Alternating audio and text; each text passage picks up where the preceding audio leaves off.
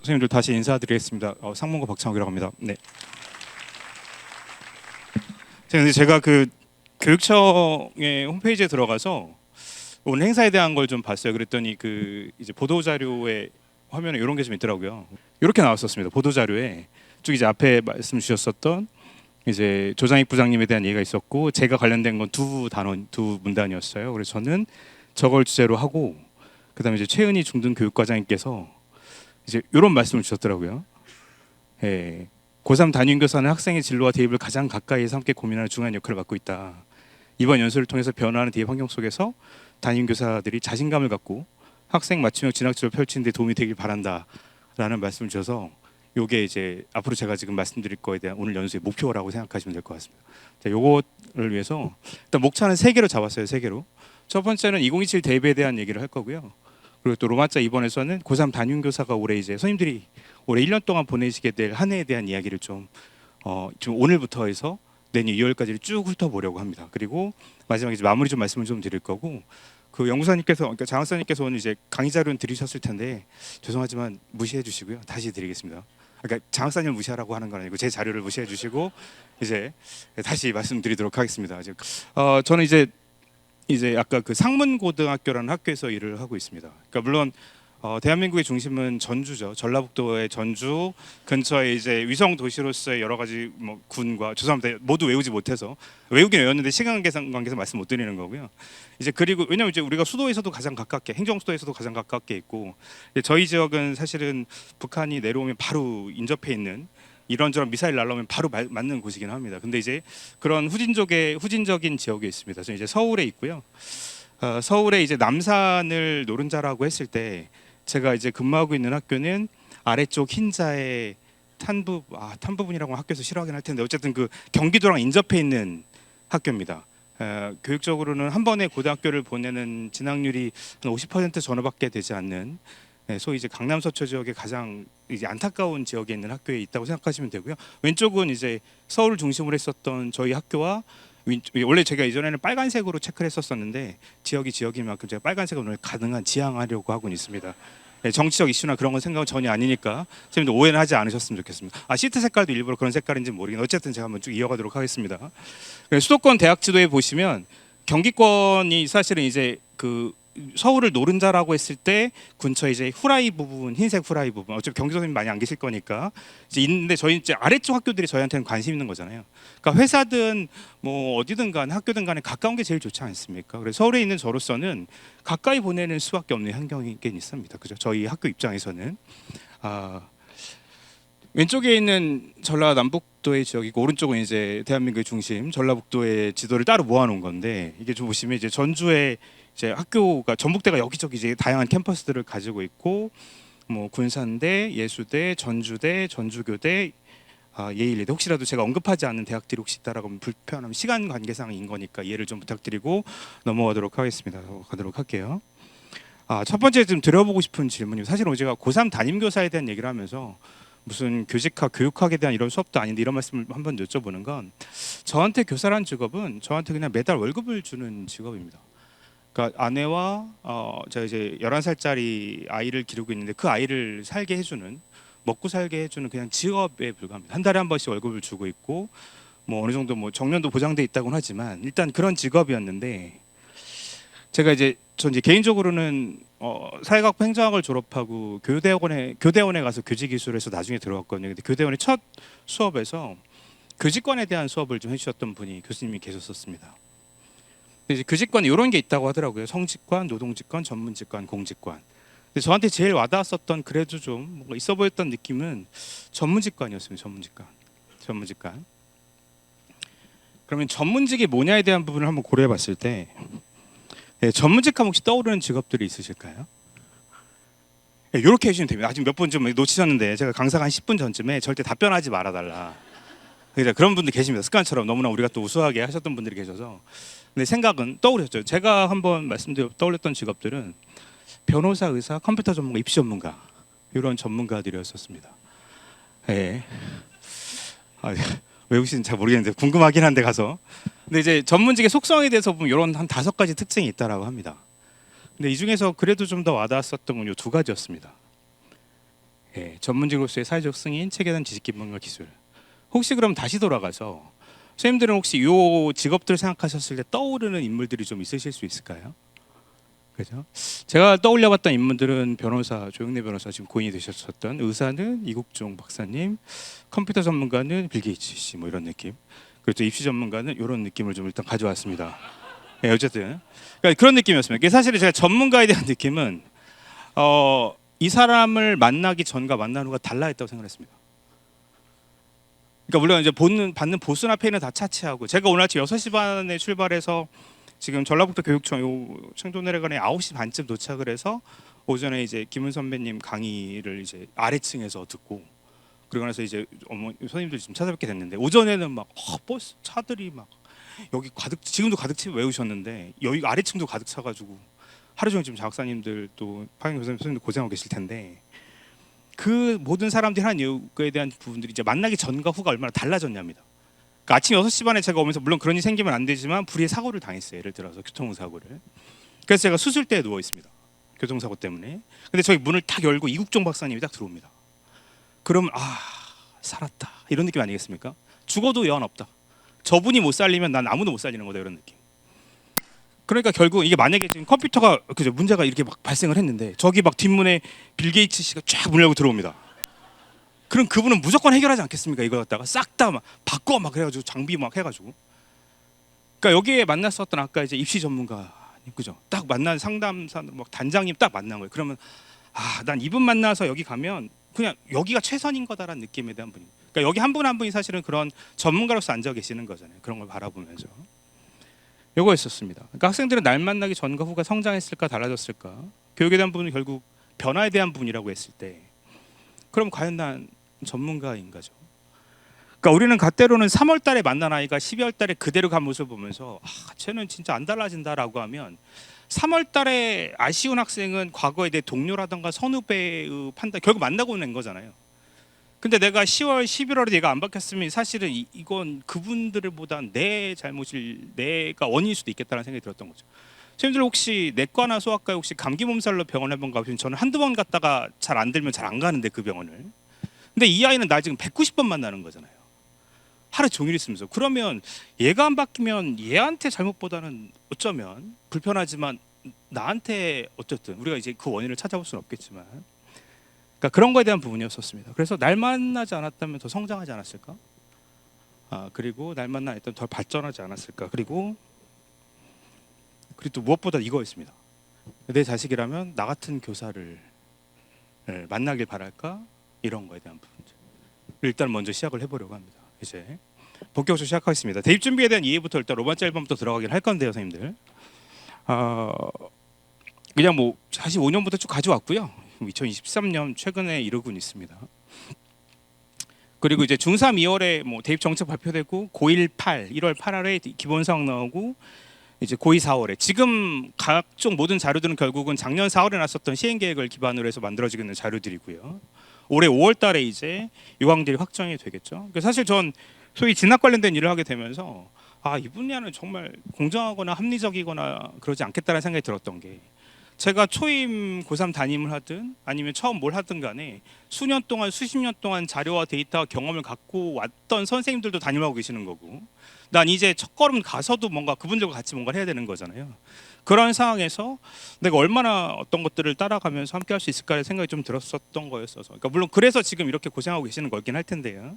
결국 우리한테는 모두가 이제 이런 시기에 대한 부분들, 총론적인 부분들 한번 그냥 체크 한번 가볍게 한번 봐주시고, 그러면서 지금 뭐 공정성 강화에 대한 이야기, 그리고 뭐 의대 증원 지금 2학 2025 애들을, 그리고 2026 올해는 이제 2015를 마지막으로 활용하고 뭐 2022 사전 대비 이런 얘기들은 쭉 많이 여기저기도 많이 들으실 수 있는 내용이다 보니까 가볍게 넘어가도록 하겠습니다.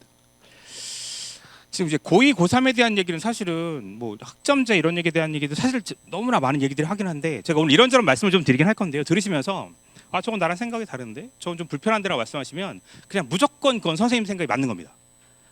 그러니까 제가 틀리는 거예요. 그러니까 굳이 선생님들과 토론과 논쟁 이런 걸 할 생각 전혀 없습니다. 그냥 우리는 각자의 삶과 각자의 선택과 각자의 방법으로 살고 있는 거고, 그냥 쟤는 저런 식으로 생각하나 봐라고 가볍게 넘기시면 됩니다. 그러니까 전 유일합니다. 저희 학교 아이들, 그 아이들을 집 근처로 보내야겠다. 그리고 그 아이들을 조금이라도 고생을 좀 덜 시켜야겠다. 이거 그냥 딱 하나입니다. 그거 하나. 대한 부분들이었고요. 고교학점제 뭐 과목 선택에 대한 이게 다양한 얘기들이 있는데, 그리고 또 9등급에서 5등급 뭐 수능에 대한 선택 뭐 어떤 게 통합 수능 이런 얘기가 있는데 저는 사실 다 모르겠습니다. 그냥 저는 별로 크게 달라지지 않는다고 생각합니다. 개인적인 생각입니다. 네, 개인적인 생각. 강사의 개인적인 생각이니까 선생님들 너무 오해하지 않으셨으면 좋겠습니다. 저희 학교가 1년에 한 10명 전후에, 왜냐하면 저희 학교에서 가장 가까운 저희 지역 이름을 쓰는 대학교가 하나 있는데, 뭐 사람들이 이제 서울대학교로 부르는 학교인데 그 학교를 1년에 10명 정도 학종을 들어갑니다. 10명 정도. 한 10명 정도만 들어가도 전국에 한 1,800개 고등학교 중에서 항상 일반계 고등학교에서 3등 안에 들어갑니다. 10명 정도만 보내도. 저희 학교가 전교 한 370명인데 제가 이 말씀을 왜 드리냐면 결국은 사실은 저희 학교에서 고급이라던가 이런 조금 뭐 심화되어 있는 과목이라고 있는 과목들은 사실 개설된 건 없습니다. 예. 그러니까 아이들이 그걸 이해하고 얼마나 받아들이면서 그 정도의 실력이나 정도가 되는지에 대한 분들이 제가 항상 조심스러움과 부담을 좀 가지고 있는데, 그럼에도 불구하고 그냥 그렇게 지나가는 걸 보게 되면서 어떤 환경에서 어떻게 사는지에 대한 얘기를 좀 들려드리려고 해요. 그래서 과목에 대한 부분들은 사실은 공대 가려고 하면 당연히 수학 많이 들어야 되고 물리 들어야 되는 거고, 네, 그리고 경영 경제 갈 거라고 하면 수학 많이 들어야 되는 거고 사탐 들어야 되는 거고, 저는 딱 간단하게 이렇게 갑니다. 그리고 거기서 원점수 높여야 되는 거고, 의대 갈 거다라고 하면 3년 내내 원점수가 거의 100점, 당연히 몇 개 안 틀려야 되는 거고 당연히. 공대 가는 애들이야 계속 시행착오를 겪으면서 뭔가를 막 뭐 시도하고 도전하고 뭘 하는 애들이지만, 의대에 가려는 애들은 꼼꼼하게 하나하나 완벽하게 수정해야 되는 애들인 거잖아요. 그러면 3년 동안 자기가 틀린 문제 개수 정도는 계속 체크하고 살아야 되는 거고 완전 무결하게 갖고 가야 되는 거라고 저는 생각합니다. 네, 그러다 보니까에 대한 부분들이어서 사실 선택 과목 이수하는 과목에 대해서는 그렇게까지 큰 가중치를 두지는 않습니다. 근데 어쨌든 그렇고요. 예, 그리고 사실은 뭐 학점제 이후에서 출석에 대한 부분들, 성취도에 대한 부분들도 워낙 많죠. 뭐 1등급 뭐 이제 1등급이 되지 않으면 뭐 서로 높은 서울 쪽 대학을 못 가는데, 앞에 이제 조영익 부장님도 말씀 주셨지만 사실은 저희 학교 마찬가지긴 한데요. 2등급 때 중후반, 후반, 3등급 초반 때에서 서성한 학종을 가는 학생들은 없습니다. 그러니까 2등급 때 중후반에서 간 적은 있죠, 사실은. 근데 그게 일반계 고등학교 학생들이 싸우는 전공들이었죠. 그러니까 제가 고민하는, 이따 말씀드리겠지만 우리 모두 같이 고민하는 거지만, 내가 쓰려고 하는, 우리가 쓰려고 하는 전형에 어느 유형의 고등학교가 쓰고 있고 어느 지역에서 쓰고 있는지 딱 요 두 가지만 보고요. 그리고 그 전공에 어느 아이들이 지원하는지 딱 요 세 가지만 봅니다. 세 가지. 그러니까 이따 말씀드리겠지만, 사실 제가 이따 말씀드리면서 미리 툭툭 말씀드리는 거, 이따 그 부분이 나오면 좀 가볍게 넘어가려고, 그리고 한번 들으셨다가 이따 들으시게 되면 복습의 효과가 있을 수 있어서 말씀 좀 드리는 거긴 한데, 토목이라던가 건축, 사회환경, 건축, 건설 이쪽에 대한 부분들은 사실 일반계 고등학교 학생들 경쟁이 상당수 이루어지다 보니까 2등급 때 중후반에서도 사실은 서성한 학종의 결과들이 나오기도 하고요. 근데 2등급 때 초중반에서는 사실은 거의 나오지 않죠, 당연히. 그러니까 전국에 있는 모두 영재고라던가 모두 일반계 고등학교 같이 경쟁하게 되면 그건 당연히 불확실성이 높아지게 되는 거고, 우리 아이들이 뭐 저희 학교 아이들을 기준으로 했을 때는 당연히 리스크를 가져가야 되는 부분들이라고 생각을 하는 걸 말씀 좀 드리는 거고요. 그리고 원래 지금 현재 5등급에서 2등급, 예전 체계에서 3등급이었으면 원래 인서울 못했습니다. 그거 원래 그랬었잖아요, 원래. 그런데 사실 자꾸 어떤 설명이라든가 이런 부분들에서는 이제 2등급이 되면 인서울이 어렵대. 원래 어려웠죠. 3등급 때문에 원래 안 됐었다니까요. 그러니까 원래 안 됐었던 얘기를 자꾸 이제 조장하고 있는 거죠. 그리고 통합형 수능 되면서 변별력이 있다 없다 자꾸 얘기하고 있긴 하지만, 사실은 제가 오늘 이제 그게 포커스는 아니긴 한데, 제가 사실은 여기서 가장 고민하는 건 딱 이거였습니다. 이거 4시 37분에 끝나던 시험 이제는 모두가 5시 10분에 끝나네, 요거였습니다. 네. 아니 4시 37분까지도 집중을 못하는 애들이 이제는 40분을 더 앉아 있어야 되는 요거였거든요.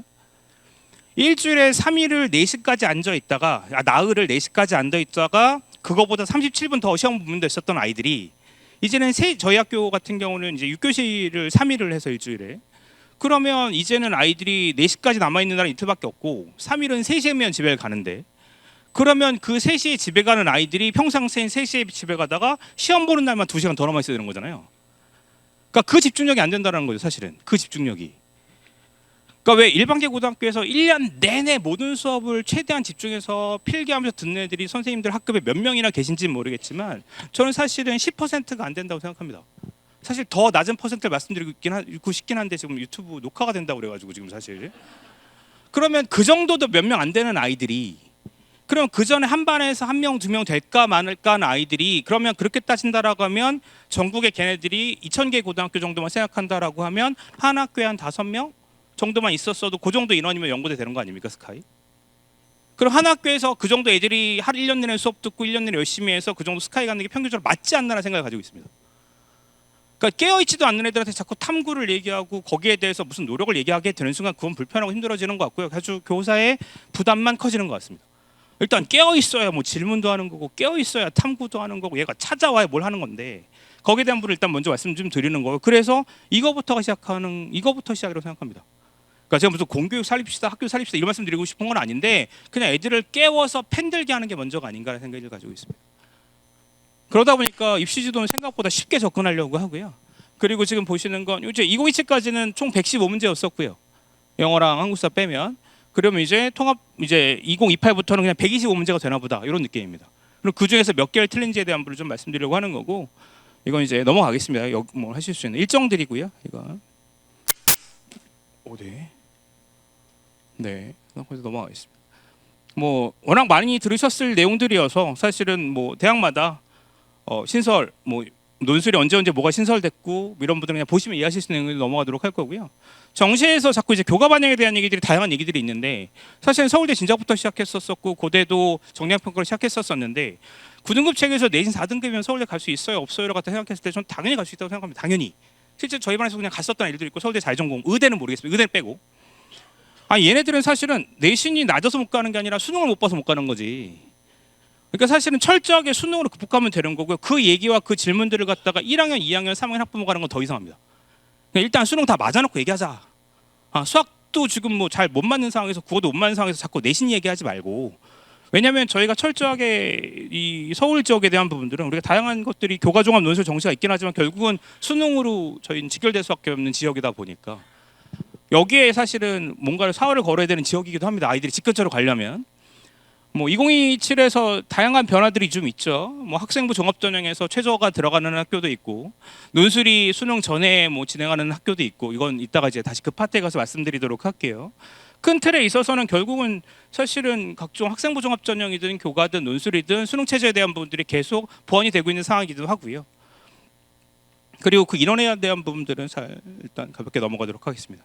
제가 좀 미리 말씀드리는 건 색깔을 이것저것 좀 말씀드리려고 하는데 교과색 교과 전형은 파란색으로 체크했고요. 빨간색은 종합전형, 노란색은 논술, 검정색은 수능 위주라고 생각하시면 됩니다. 파란색은 뭔가 냉정하게 숫자의 승부사들이라고 해서 빨간색으로 체크한 거고요. 뭔가 뜨겁게 열정적으로 학교 생활 할 것 같은 애들은 학생부 종합전형 빨간색으로 체크했고요. 노란색은 시험장 가서 얼굴이 샛노래질 때까지 뭔가 써야 되는 아이들 논술이고요. 수능은 지금까지도 추가 모집이까지 어떻게 운영하고 있는 끝까지 하다 보니까 속이 새까맣게 타들어갈 것 같아서 검정 수능으로 체크해서 제가 앞으로 나오는 모든 자료들은 그렇게 정리했습니다. 그러니까 저는 이제 오늘 단위 학교라든가 단위 학급이라든가 이런 거에 대해서 말씀드릴 텐데 제가 아까 전북교육청 프로그램 보면서 밑에서 막 감동하면서 봤는데 와 진짜 대단하시다라는 생각을 가지고 보긴 봤는데 저는 사실 그 프로그램이 주는 특징과 장점도 있긴 하지만 그 개인 교사가 한 개 학급이라든가 한 개 학교에서 한 명 한 명 그 인형 눈 붙이듯이 하나하나 체크하고 메모하는 것에서 과정에서 느끼고 경험하시는 것들이 있어서 그것도 한번 같이 하시는 걸 추천을 좀 드리고 싶어 일단 하고 있습니다. 제가 이제 가장 제가 개인적으로 생각하는 인상적인 그냥 표 한눈에 보여드릴 때 보여드리는 표인데요. 아까 파란색은 교과였고 빨간색은 종합, 노란색은 논술, 검정색은 수능 위주였잖아요. 그럼 저 이제 북한이랑 가까운 저희 지역 보이시죠? 시꺼멓죠. 36%가 시꺼멓습니다.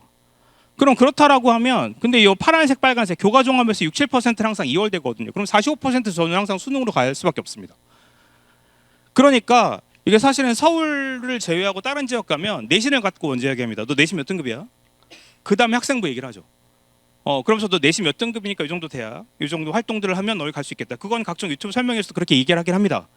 그런데 철저하게 서울 쪽에서는 서울로 대학을 갈 거라고 한다면 또 내신 몇 등급이야 플러스 그 다음 질문은 학생부에 대한 부분이 아니라 모의고사를 몇 개 틀린 거 있는지에 대해 체크라고 생각합니다.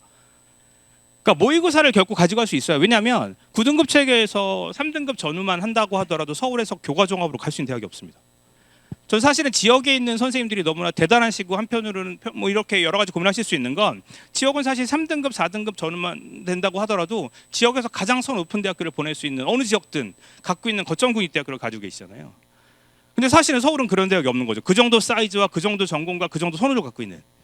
그러니까 저희는 사실은 서울 쪽에서는 저희 학교에서는 야 이거는 무조건 다른 학생들과 소위 경쟁한다라고 하면 물론 협력과 같이 살아가야 될 존재들이긴 하지만 경쟁한다라고 하면 수능에서는 질 수가 없겠다는 생각을 가지고 있어요. 왜냐하면 저희는 사실은 배수의 진을 추구할 수밖에 없습니다. 지역에 있는 학생들은 사실은 양쪽에 다 같이 발다리 거쳐올 수도 있는 거잖아요. 여기 안 되면 수능 체제 요거 맞춰서 이리로 갈래. 전북대학교 수능 최저가 2합 6에서 2합 10 사이에 있는 과라고 한다고 하면 2합 8, 2합 9, 2합 10이면 사실은 수능 실질적으로는 정말 열심히 하는 건 한 과목 아닙니까? 그거만 맞춰서 3등급 때 초반이 교과로 갈 수 있는 거고 3합 10, 11, 13, 14 이 정도 상황에서는 더 그런 상황이고요. 근데 저희로서는 그렇게 갈 수 있는 대학이 없는 거죠. 그러니까 수능을 끝까지 할 수밖에 없는 상황이긴 합니다. 그래서 저희 반 아이들한테도 야 네가 지역 거점 국립대학교까지 관심이 있다라고 하면 수능을 교과를 이렇게 공부해서 이렇게 할 거고, 근데 네가 무조건 집 근처로만 가야 된다라고 하면 저거만 보고 간다라는 겁니다. 그리고 이제 같이 보여드리는 말씀드리는 건 이제 숫자에 대한 부분들인데요. 그래도 이제 뭐 제가 이거 그냥 숫자 잔뜩 나열은 해놨는데 그냥 가볍게 체크하셨으면 좋겠는 건 12,000, 35,000, 5만입니다. 12,000, 35,000, 5만. 예, 만 스카이 10,000명이고요. 소위 서영고 10,000명이고요. 그 다음 10,000명이 서성환이, 그 다음 만, 그래서 2만. 중경외시까지 해서 15,000, 그 35,000. 그리고 이제 건도홍수까지 해서 만에서 만까지 하고 위에 의학계열 있어가지고 5만까지 체크하시면 됩니다. 그러니까 10,000, 2만, 35,000, 5만입니다. 다시 10,000, 2만, 35,000, 5만. 요거만 체크하고 계셔도 이따 여러 가지 표 보시면서 같이 체크하실 수 있어 말씀 좀 드리는 거고요. 이쪽 대학들은 별로 관심 없지 않으시겠습니까? 네, 상대적 선호도가 여기 대학교보다는 아직은 지역 거점 국립대학교를 보시는 분들이 많으실 테니까 뭐 사진 찍으시는 분들 계시긴 한데 어차피 다 제가 PDF 파일을 보내드리겠습니다. 그리고 어차피 찍어도 안 보실 가능성이 많아가지고 죄송합니다. 네, 혹시 불편하거나 속상한 거 있으시면 따로 말씀 주시면 제가 얼른 가서 사죄드리고 할 거니까요. 좀 말씀 주십시오. 네, 아까 다른 대학들 가천대 뭐 이렇게 그리고 또 지역 거점 국립대학교들 인원들 한번 그냥 체크해봤습니다. 보시고 이제 대입 지원에 대한 부분들이 이미 체크하시겠지만 결국은 수능으로 어디 갈 수 있느냐를 갖고 당연히 체크합니다. 저희로서도. 그러니까 수능으로 어디 갈 수 있느냐 그 대학교. 등급 100분위 표점 절대 보지 않습니다. 다시 등급 100분위 표준 점수는 보지 않습니다. 틀린 문제 개수만 갖고 합니다. 틀린 문제 개수만 갖고 체크할 거고요. 선생님들 혹시 국수탐에서 20개 틀리면 수학 혹시 몇 점일까요? 국어 수학에서 국수탐에서 115문제 중에서 20개를 틀린 학생이 있습니다. 20개. 그럼 혹시 수학은 몇 점이겠습니까? 이거 알 수 있을까요? 알 수 없을까요? 선생님들 고개를 젓거나 이걸 하셔도 됩니다. 예, 뭐 대답 하셔도 돼요. 예, 알 수 있을까요? 알 수 없을까요? 이거 무조건 알 수 있습니다. 이거 무조건 알 수 있습니다. 선생님 제가 오늘 간단하게 몇 가지로 그냥 학생들 상태 상황 체크하는 우리가 사실은 그게 제일 좋잖아요. 예, 모의고사항도 그냥 너 수학 몇 점이냐 이거 한번 만들면 끝나십니다. 예, 모의고사항 체크하시는 게 끝나실 수 있어요. 제가 오늘 그거를 같이 한번 말씀드려보려고 하는데 국수탐이 10개 정도 틀리면 한번 같이 볼게요. 몇 개 정도 수학을 틀려야만 하냐면 국어 수학이 45, 30이니까 75문제 주고요. 탐구가 이제 20, 20이니까 40문제잖아요. 그럼 75문제랑 40문제니까 당연히 여기 10개, 국수 10개, 탐구 10개 준다라고 하면 국어 수학을 좀 더 많이 틀리는 것까지는 괜찮으세요? 고개는 끄덕거리셔도 됩니다. 죄송합니다. 그건 좀 부탁드리겠습니다, 선생님들. 네, 예, 계산 양반의 도시 전부 움직이지 않으시네요. 어쨌든 숨을 쉬고 계시는 거죠. 어쨌든 45개와 30개 75문제에 10개, 탐구에 10개. 이건 좀 이상하시죠? 그죠? 그럼 국수에 15개 정도 괜찮으세요? 그죠? 괜찮으시죠? 그럼 이제 탐구에 5개 정도 하니까 탐구 점수 나왔죠, 지금. 그래서 45점 전후.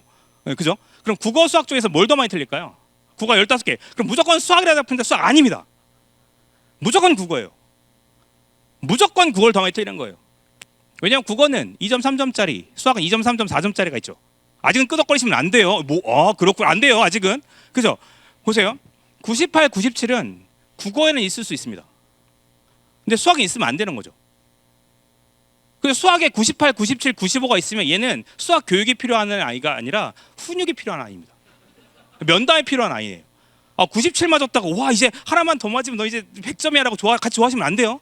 이건 얘와 얘네 부모님은 좋아하실 수 있어요. 근데 우린 그러면 안 됩니다. 왜냐면 얘네 4점짜리 다 맞추는데 3점짜리 틀린 거잖아요. 그러니까 수학은 100, 96, 92, 88, 84, 80, 76, 72, 68, 64, 60, 56, 52점만 있어야 됩니다. 이게 아닌 다른 아이들은 모두 청소시키시면 안 되고 어쨌든 다른 교육을 시키시면 됩니다. 아시겠어요? 왜냐면 얘네들은 좀만 하면 소위 올릴 수 있어요 라고 하는 애들이 아니라 얘네는 계속 뭔가를 실수하거나 소위 진해 표현으로 실수죠. 근데 우리 실수는 살면서 한두 번, 두세 번, 세네 번 하는 거지 얘 2년 전에 했던 실수를 지금도 하고 매번 하고 있으면 그건 실수 아닌 거잖아요. 얘 자체인 거지. 그러니까 그걸 갖다 이제 벗겨내는 작업부터 시작을 하시는 건데 그렇게 된다고 하면 국어와 수학이 아까 국어가 더 많이 틀린 거 괜찮다고 하셨죠. 그럼 국어 15개였으니까 국어 수학에서 국어 8개 수학 7개 괜찮으세요? 조금 아쉬우시죠? 그죠? 국어가 9개 수학은 6개 괜찮으세요? 요 정도까지 괜찮으세요? 그럼 얘는 그러니까 20개 틀리면 수학은 무조건 6개 틀렸어야 됩니다. 그럼 수학 점수 몇 점이죠? 예, 76점인 거예요. 무조건 76.2여야만 합니다. 딱 요거 하나로 대입지도 합니다. 간단하시죠? 예, 각종 요강들 다 있는데 딱 요거랑 그 다음 보여드리는 수학 점수가 그만합니다. 이거 가면 얘 대학교 라인 나오는 거예요. 아까 보셨죠? 오늘 잘 오셨죠 주말에? 선생님 화이팅 하겠습니다. 여기 보세요. 20개 전후라고 그랬습니다. 20개 전후. 아까 20개라고 그랬죠? 수학 몇 점입니까? 70대 중반이죠. 그리고 얘 대학교 어디 갑니까? 쭉 갑니다. 여기죠. 보이시죠? 예, 이래야만 하는 거예요. 예, 70대 중반이면. 그리고 하나만 표 하나만 더 볼게요. 그러니까 하나만 그냥 사실 입시도 되게 편한 거죠. 선생님도 왜 다음 주나 3월 초에 학년 초 상담하실 텐데 애들 싹 다 모아놓고 한 명씩은 상담하실 때 야 너 마지노선 대학 어디야 물어보시면 되는 거죠. 너 마지노선 대학 어디야? 선생님 저 건대 밑으로 안 갈래요. 아 가고 싶은 대학 물어보지 않습니다. 저 개인적으로 희망하는 대학 가고 싶은 전공 안 물어봐요. 하고 싶은 이름 뭐야 이것도 안 물어봅니다. 저 이 말 자체가 모순이라고 생각합니다. 어떻게 일이 하고 싶겠습니까? 보세요. 보시면 아까 20개 6개라고 그랬잖아요. 그죠? 예, 그러니까 넌 마지노선 대학 어디야? 선생님 저는 중대 밑으로 안 갈래요. 라고 했습니다. 그럼 간단하죠? 네가 네 학생부로 이러실 필요 없습니다. 중대 몇 개입니까? 보이시죠? 여기 중대 예. 내가 이거 안 따라가겠습니다. 이거 굉장히 어려운 스킬이었습니다. 보시면 12개, 13개, 14개 전후 보이시죠? 그죠? 국수 탐에서 14개 전후. 그리고 수학은 몇 점? 80점 전후. 그럼 너는 몇 개 틀리고 있는데? 선생님 저 115문제 중에서 64개 틀리고 있습니다. 선생님들 이 얘기를 하면 학생들도 웃고요. 선생님들도 우세요. 64개가 무슨 중대를 가. 근데 놀라야 되는 건 얘가 64개를 셌다는 겁니다. 얘가 셌다는 거잖아요. 선생님 학급에서 교실에서 이러셔서 똑같이 애들이 웃습니다. 그런데 제가 그 학생들한테 물어봅니다. 그 웃는 학생분들한테 그럼 넌 네가 몇 개 틀린 줄 알아? 그럼 대부분 100이면 100 다 대답 못합니다. 자 등급 100번이 표점은 선생님 저 수학 1등급이요. 국어 3등급이요. 이런 얘기를 합니다. 그래서 몇 점이냐고. 어차피 등급 100번이 너무나 잘 아시지만 위치잖아요. 위치.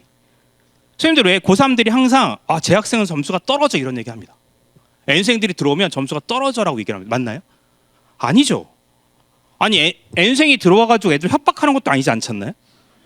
야 하나 더 틀리라고 뭐 하지 않지 않습니까? 얘 점수가 왜 떨어집니까? 뭐가 떨어집니까?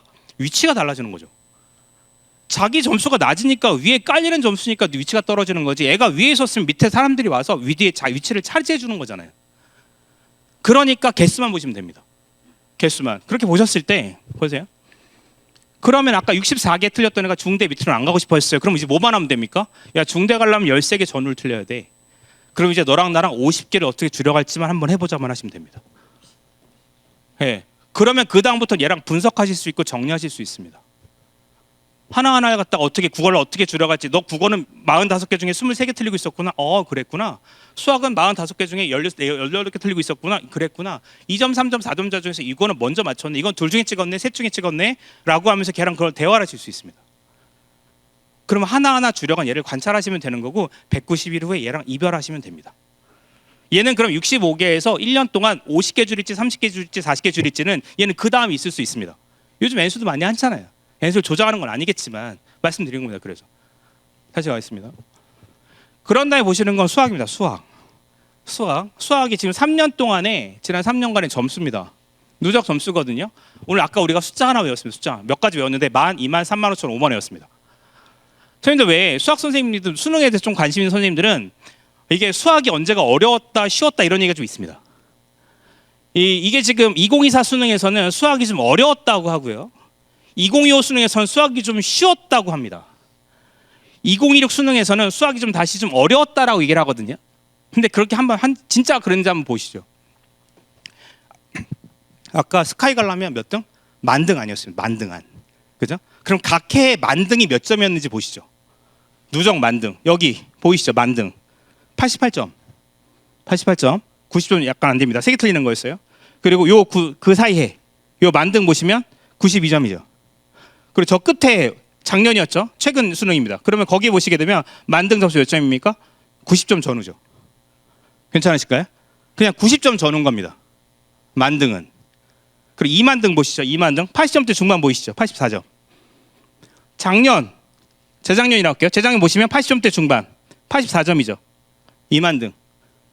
그리고 저 끝에 보시게 되면 80점대 마찬가지로 중반입니다. 항상 수학은요 90점 전후 88이면 스카이고요. 항상 만등. 그리고 80점대 중반은 2만등입니다. 그리고 35,000은 중대입니다. 적으실 필요 없어요. 그냥 하나 차이입니다. 네, 하나 차이. 그냥 88이면 스카이. 네, 그리고 84면 서성한, 80이면 중대. 그리고 70점대 중반, 76이면 건대입니다. 그래서 야, 너 몇 개 틀리지? 일단 얘 이거부터 대답 못해, 애가 보통. 그리고 수학 점수 물어보시게 되면 대학교 라인 그냥 나오는 거예요. 그래서 저는 사실 요거 하나 체크합니다. 요거 하나. 이 표 하나 주고 이거 적고 다녀. 그리고 그거 항상 체크하고 정리하고 그 개수를 몇 개 줄이고 갈 건지에 대한 말씀 좀 드리는 거고요. 이걸 말씀드릴 수 있는 이유는 지난 몇 년 동안의 수능 시험에서 뭐 화작 언매드가 됐든 점수가 거의 유사합니다. 1등급의 점수, 2등급 점수. 그러니까 점수만 갖고 하면 됩니다, 사실은. 원점수만 가지고. 그리고 또 수학도 마찬가지고요. 아까 미적도 85, 89, 84, 80점대 중반에서 왔다 갔다 하는 거고 2등급도 80점 전후, 3등급도 70점 이렇게. 이런 분들 거기 변하지 않다 보니까. 그러니까 수능에 대한 분들 말씀 좀 드리는 거고요. 네. 자, 이제 수능에 대한 얘기부터 좀 드리려고 해요. 보통 이제 각종 설명이나 이런 데서 교과 종합에 대한 얘기도 워낙 많이 들으실 수 있어서 그래서 저희 기본으로 수능 갖고 와야 되는 부분들이 앞에 좀 보면 이해하실 수 있는 건 넘어가겠습니다. 체크하실 수 있는 건 넘어가고요. 대학들 뭐 이것저것 뭐 표 좀 변표 이런 거 쭉 얘기하는데 결국은 그냥 하나라도 더 맞추는 애가 되는 거잖아요. 그냥 아까 그 개수가 명확히 있는 겁니다. 너 성대 갈 거야? 그럼 수학 몇 점인데 물어보시면 됩니다. 정기 몇 개 틀렸는데 끝입니다. 끝. 그러면 다시 거꾸로 말씀드리면 선생님들이 맡으신 반이 있을 거잖아요. 그럼 3월 학년 평가를 딱 봅니다. 그리고 애들한테 싹 다 국어, 수학, 탐구에 틀린 문제 계속 세라고 하시면 됩니다. 그날 바로 채점해서 이따 양식 보여드리긴 할 텐데 그냥 저 그냥 단순하게 그거만 합니다. 그거 끝나고 나서 채점시키고 그리고 나서 구글 폼으로 입력시키고 그러면 그거 평균 내면 아 우리 반은 115문제 중에서 47개 틀리는 반이구나 딱 나오는 겁니다. 근데 우리 반에서 2월 달까지 상담 딱 해봤더니 우리 반 아이들이 가장 가고자 하는 그리고 또 절대 가기 싫어하는 대학들이 모두 다 건대 이상을 가고 싶어 했다라고 하면 건대는 17개 전후는 틀려야 되니까 17개 정도 틀려야 되는 과목이다 보니 그 학교다 보니까 우리 반이 지금 45개니까 우리 반 반평균을 갖다가 28개 어떻게 줄일지만 고민하면 됩니다. 그걸 국어를 어떻게 줄이고 수학을 어떻게 줄이고 개별적 어떻게 줄일지에 대한 부분도 같이 갖고 가면서 그러면 결국 이제 우리가 정시에 대한 부분들을 갖게 됐을 때 이게 2019에서 인문표였고요. 이게 자연표였거든요. 근데 이거 보고 이게 어떻게 보이시냐는 거예요, 사실은. 예. 우리가 맨날 간화군은 어떻대, 다군은 어떻대 뭐 이런 얘기 하잖아요, 사실은. 뭐 간화군에서는 뭐 애들이 막 학교가 많이 뽑는데 다군은 많이 뽑는 이런 얘기 막 하는데 사실 이거 아무것도 아니고 다군에서 중대 1등은 여기 지금 가군에서 중대 1등은 위에 1900명 다음에 232등이니까 200명 뽑으니까 1901등이 가는 거죠. 나군에서 중대는 1340등이 가는 겁니다. 그렇잖아요. 그죠? 위에 1339 뽑으니까. 다군에서 중대 최초 합판에는 115등인 겁니다. 그러니까 그러면서 거기에 과들이 어떻게 배열되어 있고 배치가 어떻게 되면서 그것들을 갖고 어떻게 조합하고 쓸지에 대한 부분들은 사실은 이게 정말 교사가 끝까지 가져가야 되는 부분들이 그러니까 누군가는 같이 고민하면서 이게 얼마나 많은 시간을 들이고 애를 썼냐에 대한 부분들이거든요. 제가 종합 전형을 고민할 때 사실은 각 학교에서 이런저런 역량을 얘기하고 이런 생기부가 어떻다 저렇다 이런 얘기 사실 전 다 모르겠습니다. 저도 되게 창피하긴 하거든요. 이렇게 수백 명의 선생님 앞에서 마이크 잡으면서 정말 모르겠습니다. 게 너무 창피하고 잘 모르겠긴 하는데 제가 진짜 드리고 싶은 말씀은 그 종합 전형을 쓰는 아이들의 상황 속에서 그게 과연 안정감을 가질 수 있냐는 거죠. 얘네들한테 얘가 탐구 활동을 시키고 그래서 제가 생각하는 유일한 기준은 얘가 이 탐구 활동을 할 때 있어서 얼마나 많은 시간을 들였냐거든요. 무슨 책을 많이 읽고 어떤 자료를 막 깨달아 이게 아니라 이 프로젝트라는 데 있어서 네가 몇 시간을 들였냐. 전 이거 하나만 물어봅니다. 프로젝트 수와 시간 수와. 결국 그게 땀이고 노력일 테니까. 다시 가겠습니다. 이건 그 부분 가서 다시 말씀드리도록 할게요. 아까 이제 그래서 이 틀린 문제에 대한 부분을 말씀 좀 드리는 거고요. 작년 국어에 대한 얘기인데 왜냐하면 올해 학생들이 뭐 모의고사라든가 학력평가를 볼 때마다 작년 수능 얘기가 계속 나올 거잖아요. 그래서 작년 수능에 대한 얘기는 이미 알고 계시는 부분이 대부분이실 것 같긴 한데 그래도 한번 정리하고 넘어가겠습니다. 어땠는지. 국어에 대한 부분들은 엄매화작이라고 했을 때 전 어떤 학생이 선생님 전 서성한 이상을 가고 싶어요. 수능으로든 그러니까 이게 수능으로 가는 게 중요하고 수시로 가는 게 중요한 게 아니라 그냥 서성한에 입학하고 싶다라고 하면 그냥 이건 고민할 필요 없습니다. 그냥 무조건 넌 엄매해입니다. 엄매해 그냥. 왜냐하면 엄매 표점이 당연히 차이가 한 5점 정도 차이가 날 수밖에 없는 상황이긴 하거든요. 작년에도 그랬고. 그러니까 무조건 엄매 표점이 잘 나옵니다. 예, 작년에 엄매의 만점표점 147이었고 화작의 만점표점 142였으니까 얘가 서성한 이상 가고 싶다, 중경시 이상 가고 싶다라고 하면 얘는 그냥 묻고 따질 거 없이 그냥 엄매합니다. 전 심플하게 가고 싶은 거 얘한테 자꾸 생각하게 안 하고 싶은 거고. 그리고 이건 다른 건 아니고요.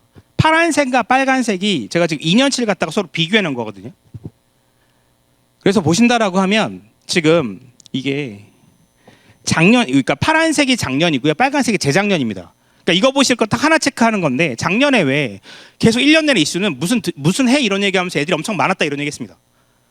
근데 그런 이슈는 사실은 전혀 어떤 정시에서 타격 준 건 없습니다. 그 몇만 명 늘었다고 하는 게 다 사실은 상대적으로 수능을 걔네들이 못 봐버렸고, 선생님들 혹시 재학생이 수능 잘 봅니까? N수생이 수능 잘 봅니까? 그냥 잘 본 애가 잘 보는 거잖아요. 아니 그냥 N수생이 쫙 나열되고 그 다음 재학생 갑니까? 그런 거 아니지 않습니까? 그러니까 사실 이걸 보셨을 때 파란색이 물론 재학생이 많이 들어가 있긴 합니다. 그런데 저희 입장에서는 지방학생들 같은 경우는 절대 수능을 끝까지 열심히 할 이유가 없겠다는 생각을 가지고 있습니다. 왜냐면 3월 모의고사 열심히 보겠죠.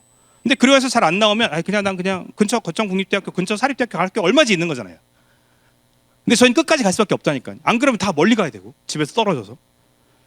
그러다 보니까 수능 끝까지 갈 수밖에 없는 상황이긴 한데 보세요. 이게 지금 제가 여기 보시면 끝선이 다릅니다. 작년 국어 표점의 끝선이고요. 재작년 국어 표점의 끝선이거든요. 근데 어차피 표준 점수는 높고 낮은 의미 없죠. 정시에서는 등수만 의미 있으니까. 그래서 이 끝선을 맞춰봅니다. 이걸 똑같이 맞췄어요. 똑같이 맞춘 상황에서 보신다라고 하면 작년은 1등급이 14칸이었고요. 1등급에 22,000명이 있었었고 재작년에는 8칸 있었습니다. 그리고 14칸에 22,000명이 있는 거랑 8칸에 2만 명이 있는 거 중에서 14칸에 2만 명이 있으니까 잘 분배되지 않겠습니까? 그러니까 변별이 작년이 더 국어가 잘 됐겠죠. 그러니까 그런 식으로 본다라고 하면 이게 교차되는 게 사실은 3.5등급까지입니다. 3.5등급까지 재작년에는 16만 4천이었고 죄송합니다. 작년이. 그리고 재작년이 15만 7천이었거든요. 재학생이 3만 명 많았다면서요. 근데 이거 지금 6, 7천 명밖에 차이 안 납니다. 그러니까 재작년이나 작년이나 결국 수능 등수 별 차이 없었습니다. 그러니까 제가 말씀드리고 싶은 건 선생님 반에 혹시라도 선생님 저는 서울권으로 무조건 등록할 거예요. 안 되면 집 근처로 가고요. 이 아이는 아닙니다. 제 생각에는. 근데 어떤 학생이 선생님 전 무조건 서울 가서 졸업할 거예요라고 하는 알겠다라고 하면 그냥 끝까지 수능 갖고 가는 겁니다. 수능만 해야 되는 겁니다. 저희 반에는 30명 있다라고 하면 9월 되면 대학교 결정되는 애가 3명, 4명밖에 안 돼요. 수시로 해서 합격하는 애가. 그런데 지역에서는 사실 20명 이상은 될 수도 있는 거잖아요. 그럼 30명 중에 25명 중에 20명 이상이 수시로 결정돼 버리면 한두 명, 두세 명이 끝까지 정시한다라고 하면 사실은 그 분위기를 잡아주는 것도 결국은 교사의 몫이라고 생각하긴 합니다. 근데 그걸 할지 알지에 대한 분들은 각자의 판단이신 거고 다시 갈게요. 그래서 본다라고 하면 이게 지금 3년치 국어 상황인데요. 국어 상황 보신다라고 하면 여기 좀 쭉 배열되어 있는 거 보실 거고 작년입니다. 이건 재작년인 거고요. 그럼 한 칸에 동점자가 지금 쌓이는 거 보신다라고 하면 작년이 쫙 잘 소위 이제 표현으로 썰려 있다라 표현하는데 좋지 않은 표현이긴 한데 그냥 편하게 이해하실 수 있게 잘 썰려 있죠. 그죠? 그리고 2, 3등급 때입니다. 2, 3등급 때. 2, 3등급 때도 재작년에는 지금 한 칸 비어 있고요. 작년에 지금 쫙 펼쳐져 있죠. 그리고 3등급에도 한 칸 더 있습니다. 여기가. 그러니까 작년에 끝까지 간다 아이들한테는 충분히 기회가 있을 수 있는 건 있어요. 선생님들 혹시 작년에 영어가 굉장히 어렵다는 얘기합니다. 그죠? 올해는 내내 맨날 영어 어렵다는 얘기만 할 거잖아요. 그런데 그렇다고 해서 작년에 재학생들이 수능 체제 못 맞췄냐? 그렇지 않습니다. 왜냐하면 사실은 국어라던가 애들이 사실 국어도 국어지만 수학에서 철저하게 맞출 수 있어. 수학 좀 보여드리겠습니다. 수학에서도 마찬가지긴 한데요. 기하 비교 확통에서 작년만 하더라도, 그러니까 재작년만 하더라도 확통선택도 1등급이 3.5%밖에 없었는데 작년에 13%가 됐어요. 그러니까 사실은 얼마든지 문과에서 대학까지 너무나 좋아졌죠. 그러니까 사실은 지금 1등급 때 거의 문과 학생들이 없잖아요. 인문계열 학생들이. 저희 학교에서도 1등급 14명 중에 인문계열 학생들은 2명밖에 없습니다. 2등급까지 한다고 하더라도 4, 50명까지 가게 되는데 사실은 그 아이들이라고 하더라도 2등급까지 다 해도 인문계열 학생은 5명밖에 없습니다. 9등급 체계에서. 제가 이따 전반적인 틀 같이 말씀드리긴 할 텐데 저희가 보통 저희 학교 기준으로 평범하게 말씀드린다고 하면 한 7, 8% 전후가 서울대 수능 점수가 나옵니다. 재학생 기준으로. 15% 전후가 스카이 점수가 나옵니다. 그러니까 제가 너네 높게 나오는 이걸 말씀드리려고 하는 게 아니라 이거 지금 한번 떠올리시면 어떤 걸 떠올리시면 좋으냐면 15%가 스카이 점수 수능 점수가 나온다고? 그럼 거기는 3등급 때 초반 정도까지가 스카이 점수가 나오는 거는 이해하시면 됩니다. 그럼 그런 상황에서는 고대 학어부수도 쓰지 별로 쓸 일이 별로 없습니다. 서성한 학종 교과 안 쓰겠죠. 그러니까 그 느낌이신 겁니다. 이따 말씀드리겠지만 수시선을 결정하는 건 정시선이잖아요. 얘가 지금 정시를 몇 개 틀리고 있냐죠. 다시 가겠습니다. 그리고 사실 확통하면 어떨까? 야, 확통해. 괜찮아. 대신 다 맞아야 된다. 확통이 처음 나왔을 때부터 그렇습니다. 확통이 처음 나왔을 때부터. 확통이 92점 전후가 되는 순간 얘는 서울대, 연고대 가는데 아무 문제 없습니다. 사실은. 다시 가겠습니다. 그리고 수학인데요. 수학은 항상 이렇게 양봉으로 나옵니다. 양봉으로. 저 위쪽, 아래쪽에는 확통, 오른쪽엔 미적하던 아이들. 그럼 이제 이걸 끝선을 맞춰보면 어떤 일이 벌어지게 되냐면 작년 수능은요. 1등급 학생들한테는 좀 어려웠습니다. 그런데 2등급 아이들한테는 쉬웠어요. 그러니까 어떤 일이 벌어지게 되냐면 2등급에 여기 좀 파란색 점수 보이시죠? 어휴. 보이시죠? 파란색 높이 뛰쳐 올라와 있는 거. 그리고 저기 파란색 애들 보이시죠? 얘네들. 그죠? 그냥 막힌 거 나오면 정말 너무 감사한 성실한 성실한 거 모르겠고 어쨌든 그런 아이들. 그러면서 여기 지금 보신다라고 하면 1등급의 점수에 대한 부분들 쭉 저기 아까 이제 139점부터 쭉 나와 있는. 근데 보통 보시면 1등급 여기 끝선에 3,900명 있거든요. 근데 어떤 거 보시면 되냐면 여기에 보통은 수학이 끝선에 걸린 애들 있죠. 2등급의 끝선에 3,300명 있고 3등급 첫반 시역간에 11,000명 있습니다. 재작년 같은 경우에. 그러니까 보통 수능 최저했을 때 수능이 나오는 거 보면 아슬하게 못 맞춘 애들이 매년 많았어요. 그런데 작년 같은 경우에는 끝선에서 16,000명 나왔고 여기 끝선에서 16,000명이 들어갔습니다. 그러니까 수학에서 다 구제가 된 거예요. 사실 실질적으로는.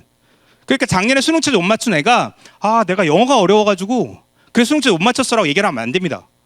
얘는 끝까지 수학을 안 한 거예요. 사실은 실질적으로. 그리고 위에 보시면 이게 지금 작년이 미치는 건데요. 이 위에 한번 등수 한번 보세요. 여기에 끝선에 지금 85점에 2만 명입니다. 누적해서. 그죠? 2만 명 아까 누가 어디입니까? 서성환이죠. 그죠? 저 84점 보이세요? 예, 누적 35,000입니다. 예, 저 한 점수에 지금 13,000명 있는 거죠. 아까 그러면 35,000이 아까 어디였습니까? 중경시죠. 아까 한 점수 밑에가 36,000이고요. 여기 지금 81점까지가 46,000이죠. 80점이 지금 몇 만입니까? 62,000입니다. 그리고 여기까지가 사실 국승세라 아닌 거예요. 작년 같은 수학은. 그러니까 작년 수능 수학은 어려웠습니까? 쉬웠습니까? 쉬웠던 거죠, 사실은. 누구한테만 어려웠습니까? 1등급 애들한테만. 2등급, 3등급 애들한테는 쉬웠던 거죠, 사실. 쉬웠어야만 하는 겁니다. 다시 가겠습니다. 그래서 보신다라고 하면 그래서 이제 등수로 보실 수 있다는 말씀 좀 드리는 거고요. 넘어가겠습니다. 그래서 그냥 요거는 모아놨습니다. 그냥 서로 비교하는 차원에서. 이거 싹 다 드릴 거니까 굳이 막 눈 아프게 안 보셔도 됩니다. 너무 죄송합니다. 미리 뽑아오신 분들한테는. 그리고 영어에 대한 얘기죠. 작년에 3.1%, 뭐 14% 이런 얘기 있습니다. 그죠? 그러면서 영어가 어려웠대, 뭐 역대 막 17%래 막 하면서 맨날 이런저런 데이터 나왔습니다. 예. 개인적으로 크게 신경 쓰지는 않습니다. 개인적으로는. 예. 해야 되는 거죠, 당연히. 얘가 지금 전국에 10,000등 안에 들어가고 싶다면서요. 20,000등 안에 들어가고 싶다면서요. 35,000등 안에 들어가고 싶다면서요. 얘의 욕망이지 않습니까? 그럼 지가 그걸 또 감당해야 된다고 생각하는 거에 대한 부분 말씀드리는 거고요. 사탐에 대한 부분들이 실질적으로는 사실은 바탕부터 사탐, 뭐 작년 77%가 사탐 하나 이상 선택했다고 하는데 올해는 더 당연히 많을 겁니다. 그런데 그렇다고 해서 넘어갈 것이요. 선생님 저 사탐 넘어갈 거예요. 보통 사탐 안에도 어떤 아이들입니까? 국어 3, 수학 3, 탐구 5 나오는 아이들이 탐구를 빨리 해서 1, 2 만들고 그 다음에 남은 시간을 갖다가 국어 수학으로 해서 국어 점수 올릴래요, 수학 점수 올릴래요, 뭐 이렇게 이해하는 학생들인 거잖아요. 근데 작년 같은 수능 어땠습니까? 그렇게 사탐 논한다가 많이 이런저런 이슈들이 있었지만 아무런 영향이 없었습니다. 왜냐하면 국어 망쳤고 수학 또 망쳤고 영어 어려웠고 탐구만 잘하면 뭐 하겠습니까? 네. 선생님 근데 작년 국어 기출문제 혹시 보셨을 수도 있는데 한 장 넘기면 과학 지문이 나오고요. 네, 한 장 넘기면 정치화법 지문이 나옵니다. 그럼 어떤 일 벌어지는 거예요? 예전에는 과탐 선택했던 애들이 그 국어집을 만나면 과학에 대한 익숙함으로 그 문제 쉽게 풀지 않았겠습니까? 정치화법 어려운 거 선택했던 애들이 정치화법 수업 열심히 들었으면 그 문제 쉽게 풀어가고 그런 거 국어 점수 올릴 수 있는 거잖아요. 근데 사탐으로 쉬운 걸 찾아갔던 학생들이 우리가 그거에 대한 부분을 해서 다른 걸 보완했었어야 되는데 그렇지 않았다고 하는 거죠. 지금 선배님들 중에서 90년대 중후반 학번, 초중반 학번 계실 수 있는데 저 그때 학번인데 제 학 생활기록부를 띄면 4장이거든요. 4장. 거기에 선생님들이 거의 수기로 쓰십니다. 수기로 필기하고 마시거든요. 제가 이 말씀 왜 드리냐면 그러면 그때 생활기록부로 우리가 그걸 활용해서 대학을 갔느냐? 그렇지 않잖아요. 근데 그렇다고 우리가 그때 책 안 읽었습니까? 그렇다고 그래서 우리가 대회 안 나갔나요? 각종 뭐 활동 안 했습니까? 그렇지 않았습니다. 당연히 해야 되는 줄 알았어요. 그러면서 우리가 막 채워냈었던 거죠. 이겨냈었던 거. 그런데 지금 학생 상황에서는 이것저것 안 쓰고 반영 안 하고 미기자하게 되는 순간 학생들은 빼고 안 하고 덜 하게 되면서 사실 어떤 시간들을 더 채워나지 않을 가능성도 우리가 간과하지 않을 수 없다는 말씀 좀 드리는 겁니다. 넘어가겠습니다. 과탐에 대한 부분들은 결국은 그죠. 사실은 투 과목에 대한 부분들은 인원 비슷했고요. 그래서 사실 실질적으로 사탐도 생각했을 때 저는 개인적으로는 사실 국어 수학 어느 정도 돼 있는 학생들, 그러니까 국어 수학이 70점 정도만 나온다. 그리고 또 얘가 사실 더 멀리 생각할 수 있다라고 하면 사실 굳이 넘기지 않습니다. 과탐으로 끝까지 버티라고 하고 이겨내라고 합니다. 그럼 그렇게 하게 되는 순간 과탐 가산점 주는 대학에 오히려 적극적으로 지원하게 될 여지가 좀 생기고요. 그리고 수능 최저를 맞추는 과탐을 반영하거나 과탐 가산점 주는 대학, 과탐만 지정한 대학에서 당연히 얘가 우위를 점할 수밖에 없습니다. 그러니까 그런 역선택, 그러니까 사탐론하게 되는 순간 수능 최저 맞출 가능성이 높아지죠. 등급마다 인원이 늘어나게 되니까. 그런데 그러면 선생님 반에서 교과 종합으로 또는 교과로 수능 최저 맞춰서 대학교를 가고자 하는 애들이 몇 명인지 먼저 파악하시면 됩니다. 근데 생각보다 많지 않으실 수 있습니다. 우리는 2년 반 동안 계속 종합 얘기하고 탐구 얘기를 하면서 계속 선택감 얘기를 하게 되지만 결국은 아이들이 나중에는 교과로 가는 현실을 갖다가 맞닥뜨리는 것도 사실은 그렇게까지 크지 않은 현실이기도 합니다. 그래서 말씀드리는 겁니다. 다시 가겠습니다. 그래서 사탐에 대한 분들 결국 두 과목이죠. 그러니까 생윤, 사문에서 지금 급증한 인원들 보이시게 되고요. 그 얘들이 이 득을 본 애들이 분명 있습니다. 근데 그 이슈만큼이나 과연 그 많은 사람들이 다 따라가서 득을 받느냐에 대한 부분들을 개별적으로 선생님들께서 전문가로서 판단해 주시면 됩니다. 다시 가겠습니다. 표점에 대한 변표에 대한 얘기가 넘어가겠습니다. 여러분. 네. 이게 수능 지원 가능 점수에 대한 분들 얘기를 하는데요. 밑에 이제 표준 점수 기준이거든요. 선생님 제가 1등급 표점이 보세요. 네. 1등급 그 모의고사 말고요. 수능에서 그냥 가볍게 그냥 상식적으로 편하게 알고 계시면 1등급 표점은 항상 130점 전후입니다. 그냥 130점 전후라고 생각하시면 돼요. 모든 국어든 수학이든. 이미 알고 계시는 분 죄송합니다. 그리고 2등급의 표준 점수는 125점 전후입니다. 125점 전후. 3등급의 표점은 117입니다. 다시 1등급은 130. 그 전화 버튼도 생각하시면 돼요. 130. 그죠? 130. 그다음에 120. 2등급 표점은 125입니다. 125. 그죠? 3등급 표점은 117입니다. 여기까지 괜찮으시죠? 곱하기 3 하시면 됩니다. 그러면 130에 곱하기 3하면 390이잖아요. 그럼 390은 스카이 끝선입니다. 125점은 아까 2등급의 끝선이잖아요. 곱하기 3하면 375죠. 네, 그러면 건대 라인입니다. 117은 3 곱하기 3하면 351이죠. 이게 인서울의 끝선입니다. 그러니까 선생님들이 그냥 이제 뭐 아는 척은 아닌데 아시는 거죠. 애들 야 그럼 너 전체 표점 몇 점이야? 390이. 오 그러면 스카이선 되겠네. 근데 거기서 이제 구분하시는 건 그거죠. 너 수학 몇 점이냐? 국어 몇 점이냐? 그 390에 기여한 게 탐구가 높으냐? 아니면 그 390에 기여한 게 국어 수학이 높으냐? 이거 갖고 이제 그때부터 가르시면 되는 거예요. 그래서 보시게 되면 자연 계열에 제가 지금 410점 위에 넘어가는 의예는 그 다음 얘기입니다.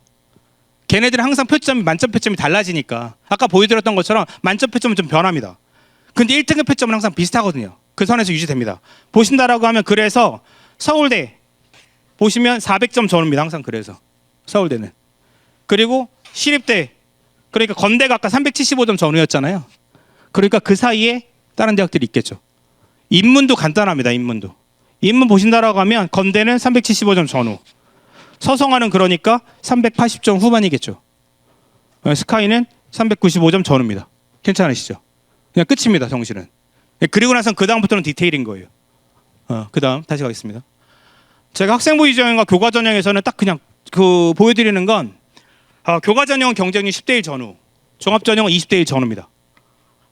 교과 전형은 10대 1 전후, 종합 전형은 20대 1 전후. 교과 전형은 수능 최저 있다. 종합 전형은 수능 최저 없다. 교과 전형은 싹 다 일반고 들어간다. 종합 전형은 다양한 학교가 들어간다. 이걸로 정리 끝입니다. 다시 교과 전형 그래서 서울 지역 일부 대학이라 했는데 선호 높은 대학교 가져왔으면 10대 1 전후죠. 10대 1 전후. 여기 종합 전형 20대 1 전후죠. 그죠? 그리고 죄송합니다. 자연도 마찬가지입니다. 10대 1 전후, 20대 1 전후. 그리고 다시 여기에 제가 학생부 종합 전형 고대 올해 발표한 거 보시면 그냥 학업부 수 와 계열적합 가지고 왔는데요. 학업수는 사실 진작부터 2등급 때 소정반 일반고들 들어갔죠. 당연히 들어갔습니다. 다등이 당연히 수능체에서 4, 8 맞추면. 그리고 이거 사실은 그래서 고대 학업수 들어가려고 탐구 활동 얼마나 열심히 해야 될까 이건 고민하지 않습니다. 저는 잘 모르겠고요.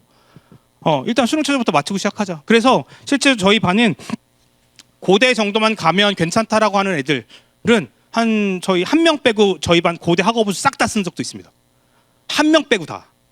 걔는 서울대만 가고 싶다고 그래가지고. 그래서 걔는 서울대 하나만 썼습니다. 나머지 다 고대 학업수는 오케이. 네가 내신 낮아서 떨어지는 건 오케이. 근데 수능 최저 못 맞추면 떨어지지 말자입니다. 사실 교과종합은 어차피 지금까지 해온 거 갖고 평가받는 거고요. 논술과 수능 위주는 앞으로 할 거 갖고 평가받는 거 아닌가요? 네, 그러면 우린 지금부터 오늘 얘기를 할 수 있습니다. 그렇게 되다고 하면 4, 8 맞추면 어디 갑니까? 2등급 4개인 거잖아요. 그죠? 2등급 4개의 끝선은 건대 동대잖아요, 사실은. 그죠? 네, 그럼 그거 맞추게 달릴 수 있는 애한테 달릴 뭔가 줘야 되지 않겠습니까, 얘도? 그래서 말씀드리는 겁니다. 다시. 그러고 이제 뭐 인문에 대한 부분들 추가한 뭐 하고 쭉 일단 가져왔습니다. 한번 가볍게 보시고요, 나중에. 70포인트 컷. 보시면 제가 그냥 선 나눠 놓은 건 여기 보시면 왼쪽에 그냥 경영 경제부터 상대적으로 조금 사회과 관련된 그 다음은 인문과 어문 쪽 과들 그 다음은 문사철 그 다음 사범대 이렇게 그냥 구분해 놓은 거거든요. 그럼 이것도 보시게 된다면 당연하죠. 상대적으로 일반계 고등학교 애들이 많은 선호도 갖고 있는 아이들 타협을 많이 하려고 하는 학생들 저 사실 그게 타협이 적합한 건지 잘 모르겠지만 어쨌든 어떤 그런 다양한 고민 속에 사시는 부분들이 테니까 그래서 그런 쪽에 대한 학교의 성격과 그리고 또 상대적으로 그렇지 않은 것들을 좀 볼 수 있어서 이쪽도 보시면 일단은 수학과 물화생지 그다음 사범대와 건축 관련된 과들 간호 그다음 여기에는 각종 공학과들 그다음에 최근 뭐 첨단이 됐든 관심 있는 과들 좀 나열해놨습니다. 보시면서 어느 전공이 어떻게 가는지에 대한 부분들인 겁니다. 보시면서 한번 참고하셨으면 좋겠고요. 자연도 마찬가지로 쭉 보셨으면 좋겠습니다. 뭐 이화여대 미래인재 쭉 가지고 왔고요. 그냥 한번 가볍게 보시러 가져왔습니다. 사실 결국 한양대 갖고 온 것도 보시면 재실 면접에서 어떤 아이들이 들어가고 평균 이런 이슈에 대한 부분들도 결국은 사실은 우리가 어떻게 지원하고 이런 부분들인 거잖아요. 그러니까 한양대 종합이든 한양대 추천이든 쓰게 되면 수능 최저 고민하고 그걸 갖다 일단 맞추는 게 먼저인 거니까에 대한 얘기를 계속 드리고는 있습니다. 그리고 보시면 유표 때문에 그러는 건데요. 보시면 사실은 지금 이 왼쪽에와 오른쪽이 서울에 있는 대학들을 한번 쭉 나열해 놓은 건데 숫자가 되게 막 다양한 곳에 펼쳐져 있는 거잖아요. 그럼 전 여기에 이게 일반고가 유리하다 불리하다 이런 거 잘 모르겠습니다. 애들한테 야 일반고는 유리해, 일반고는 불리해 이런 얘기 아무리 해봤자 얘한테 의미 없지 않잖아요. 우리는 어떤 일 할 때 야 너 이거 할 때 되게 불리해, 너 이거 되게 조심스러워 이런 얘기하면 선생님들 막 되게 자신감이 일어나시고 뭔가 이겨내야겠다, 떨쳐내야겠다 이런 생각이 드시나요? 전 쫌팽이여서 그런지 모르겠지만 전 그렇지 않더라고. 오히려 주눅 들게 되고 안 되나 봐, 안 되는 게 당연히 이런 생각 더 하게 되더라고요. 그러니까 그러다 보니까 저는 종합전형에 대한 부분들은 여기는 숫자가 이렇게 많아서 우리한테 불안정성이 너무나 크다에 대한 부분들입니다. 왼쪽 보시게 되다면 일반고에 대한 부분들이 그렇게 비중이 크지 않죠, 실제. 근데 오른쪽 간다라고 하면 그게 사실 국승세 요 정도의 라인의 대학들에서 펼쳐지게 될 텐데 그럼 거기 가다 보면 90% 이상이 다 일반고 애들이 되게 되거든요. 그래서 말씀드리는 겁니다. 그러니까 얘의 욕망의 마지노선이 과연 어디냐에 대한 부분들인 거죠. 근데 사실은 국민대, 숭실대, 세종대보다는 상대적으로 지역에서는 지역 거점 국립대학을 같이 고민하실 거잖아요. 그렇다고 한다면 굳이 저기 안 가는 거고 그러면 얘가 건대 이상에 올라간다라고 했으면 저기는 그만큼 불확실성이 크니까 우리가 수시원 썼을 때 교과를 바닥에 깔고 종합을 위에 써야 될 거 아닙니까? 근데 보통은 교과를 갖다가 종합을 갖다가 안 되는데 더 종합을 더 밑에 위에 더 쓴다는 생각으로 지금 막 하는 거잖아요. 종합을 무슨 말도 안 되죠. 종합이 안정이 어디 있겠습니까?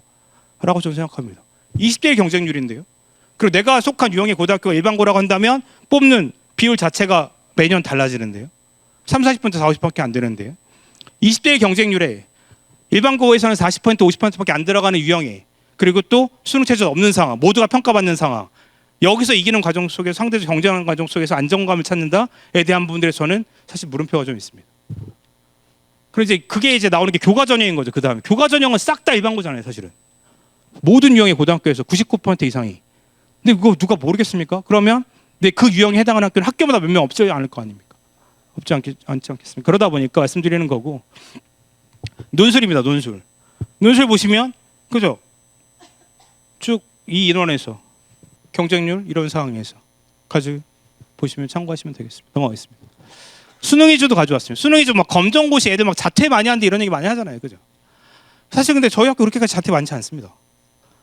그러니까 자꾸 뭐 이런저런 뭐 소문 이런저런 얘기가 해서 이게 사실 막 애들 뭐 내신 잘 따려고 또는 학교에서 등급 잘 안 나오면 수능 많이 갈 거래. 아 이게 요 인원에 들어가려고 아이들이 자퇴한다고요? 잘 모르겠습니다. 그러니까 자꾸 불안해하면서 그걸 같이 불안을 증폭시키실 거냐, 아니면 편안하게 안정감을 주실 거냐에 대한 부분들은 선생님께서 가지고 계시는 말씀들의 힘일 겁니다. 거기에 대한 확신을 좀 같이 더 드리고 싶은 생각도 있습니다. 교과 전형에 대한 부분들 다양하게 좀 갖고 왔고요. 이런 내용들을 그냥 쭉 보시면 이해하실 수 있는 부분들이어서 넘어가겠습니다. 그래서 뭐 교과백 그리고 또 뭐 출결이나 서류가 들어가는 대학도 있대. 수능 최저 오른쪽에 가져왔고요. 쭉 그냥 넘어가겠습니다.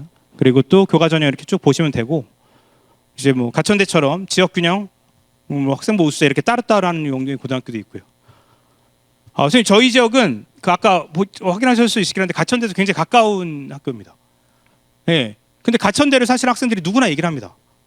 예. 가천대 수시원서 혹시 1년에 몇 장 정도 들어오는지 대충 보신 적 있을까요? 1년에 수시원서만 84,000장 들어옵니다. 수험생이 50만인데. 그럼 거기서 어떻게 안정을 찾습니까? 그냥 쓰는 전형인 거지. 예. 정시까지 하면 10만 장 가까이 됩니다. 9만 명 이상이 쓰고 있습니다. 9만 장 이상의 원서가. 그럼 그건 더 이상 안정 아니죠. 간이 가고 싶은 로망의 대학인 거고, 그러면 그 대학은 그래 오케이 써. 그리고 나머지 대학을 갖고 얘기해야죠. 우리가 잡아줘야 되는 건 마지노선이고 안정감이니까. 에 대한 부분 말씀드리는 것도 있습니다. 많이 경험하시겠지만 사실은 이제 여기 선배님들 중에 뭐 80년대 후반, 뭐 90년대 초중반 뭐 이런 학번 선배님도 계실 텐데, 이게 사실은 그때 각 세대가 겪고 있는 가천대 선호가 워낙 다른 거잖아요. 경원 전문대, 경원대부터 해서 가천대. 그러니까 최근에 선생님들이 뭐 20년이든 30년이든 10년이든 교직하셨을 때, 저도 지난 15년 동안 뭐 교직하면서 제가 사실은 너무나 부족한, 아직 너무 핏덩이에 가까운 교직 20년 차도 안 된 교사긴 한데, 근데 이런 상황에서 봤을 때 우리나라에서 50위권 대학에서 20위권 선호도를 갖고 있는 대학은 가천대가 유일합니다. 그러니까 우리 한번 고민해 보실 필요는 있습니다. 지금 이 아이들이 그냥 원래 상황을 유지하면서 그냥 그런 상황에서 그 대학을 가려고 하는 건지, 뭔가 변화와 혁신과 발전과 어떤 변화 속에서 바꾸려고 하는 건지에 대한 분들 보셨으면 좋겠습니다. 그러면 그건 거꾸로 어떤 걸 보시면 되냐면 가천대의 전형 변화라던가 여기서 어떤 노력들을 하고 있는지를 한번 체크해 보셔도 좋습니다. 그러니까 제가 가천대를 갖다 뭐 홍보가 그럴 생각은 별로 없는데 너무나 드라마틱하고 너무 신기하긴 합니다. 매년 사례를 보면 1등급부터 6, 7등급 때까지 나도?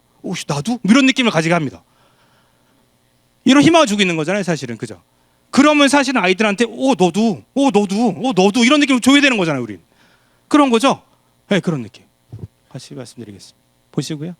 네, 뭐 성대, 뭐 각종 이제 학생부 이제 수능 뭐 어떤 부분이 변하는지에도 한번 봐주시고, 우리가 반영교과도 체크는 하지만 이거 한다고 어딘 더 들어간다고 덜 들어간다고 뭐 애들 뭐 덜 하거나 안 할 거 아니잖아요.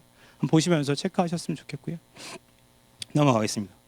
교과 전형에 대한 부분들은 뭐 명지대처럼 학교 영수증과 고교 면접 나눠서 하는 학교도 있다. 뭐 경쟁 이거 보시면 체크하실 수 있는 내용이니까. 근데 선호도가 없을 수 있어서 상대적으로 덜 하실 수 있어서 좀 넘어가도록 하겠습니다. 예, 가천대 뭐 이렇게 아까 말씀드린 부분들이고요. 그리고 또 서류평가 들어간다에 대한 부분들은 사실은 이거 그래서 끝까지 가져갈 수밖에 없는 상황이고요. 사실은 이것 때문에 가는 게 아니라 원래 애들은 끝까지 해야 되는 거 아닌가요? 원래 그냥 학교생활 시키는 거잖아요. 무슨 수시파가 어디 있고 정시파가 어디 있겠습니까? 사실은 그냥 학교생활 하는 거지. 네, 시키면 하는 거고, 우리 선생님들은 선생님들이 시키면 해야 되는 거죠 원래. 그러라고 교육 받는 거고 아이들이. 그러다 보니까 어떤 부분도 한번 보셨으면 좋겠고, 숙명여대에 새로 들어와야 되는 부분들 참고하시면 좋을 것 같고요. 뭐 건국대 수능체제 없는 거, 동국대 수능체제 없는 거 이런 분들 많이 체크하실 것 같고, 얘도 수능체제 만들고 싶지 않겠습니까? 교과 전형으로. 근데 안 만드는 이유는 그죠? 다 위에 뺏기니까 사실은. 그죠? 그러니까 얘는 또 다른 유형의 또 다른 성격 학교를 갔다가, 그러니까 서로 결국은 소위 생존하기 위해서, 살아남기 위해서에 대한 부분들이지 않겠습니까? 어차피 대학들도 그래야 돌아가는 거잖아요. 제가 아까 그 지원관님들 학교를 보면서 너무 놀랐는데, 와, 그 서울시립대와 경북대와 군산대 삼각형에 딱 그죠? 지원관님들 모셔와서 가운데 전북대에 대한 입결을 만들어 주신 거 보면서 와, 대단하시다는 생각을, 그리고 또 파견 선생님들 보면서 와, 영광입니다. 이렇게 마이크 잡을 수 있는 기회 주셔서 넘어가도록 하겠습니다. 학교 추천에 대한 부분들도 사실 서류가 문제는 아니죠. 여긴 마찬가지로. 네, 넘어가도록 하겠습니다. 지금 뭐에 대한 얘기고요. 뭐 제한 있다 없다 혹시 이제 업무하시거나 참고하시라고 보여드린 거고, 이거 작년 경쟁률 보시면 교과 10대 1 전후 보이실 거고, 종합 20대 1 전후, 여기도 논술은 한 100대 1 전후인데 반반 펼쳐지게 되면 한 뭐 종합전형 경쟁률 정도 나온다는 거 이미 체크하고 계실 것 같고요. 사실 논술이야말로 예측 가능성이 어느 정도 있는 전형이기도 해서 이건 이따 다시 말씀드리도록 하겠습니다. 뭐 경희대 교과 종합 경쟁률에 대한 부분들, 충원율, 뭐 실질 경쟁률 확인하면서 이해하실 수 있을 것 같고요. 뒤에는 수능 최저에 대해 그냥 한번 쭉 나열해놨습니다. 한번 보시면서 서울권 대학과 이제 뭐 비서울권 대학들, 서울권 비서울권이 쭉 나열해놨으니까 필요한 것만 체크하면서 보시면 좋을 것 같습니다. 이건 이제 지역권적 국립대학교의 수능 최저들 쭉 한번 가져왔고, 오른쪽에다가는 보통 전체 과들, 그러니까 2합 7, 뭐 3합 10에서 14, 2합 5에서 10, 2합 8에서 11 막 이런 상황이라고 하면, 그러니까 그래서 같이 가는 거에 대한 부분들을 좀 아까 말씀드린 것도 있습니다. 그러니까 저희 반에서도 마찬가지로 지역권적 국립대학교에 관심이 있다, 그리고 여길 갈 거다라고 하면 아예 다르게 접근하긴 합니다. 그 부분 말씀드리는 거고요. 비슷한 교과 전형에 대한 문제 한번 보시면서, 그리고 한편으로는 이제 그런 거잖아요.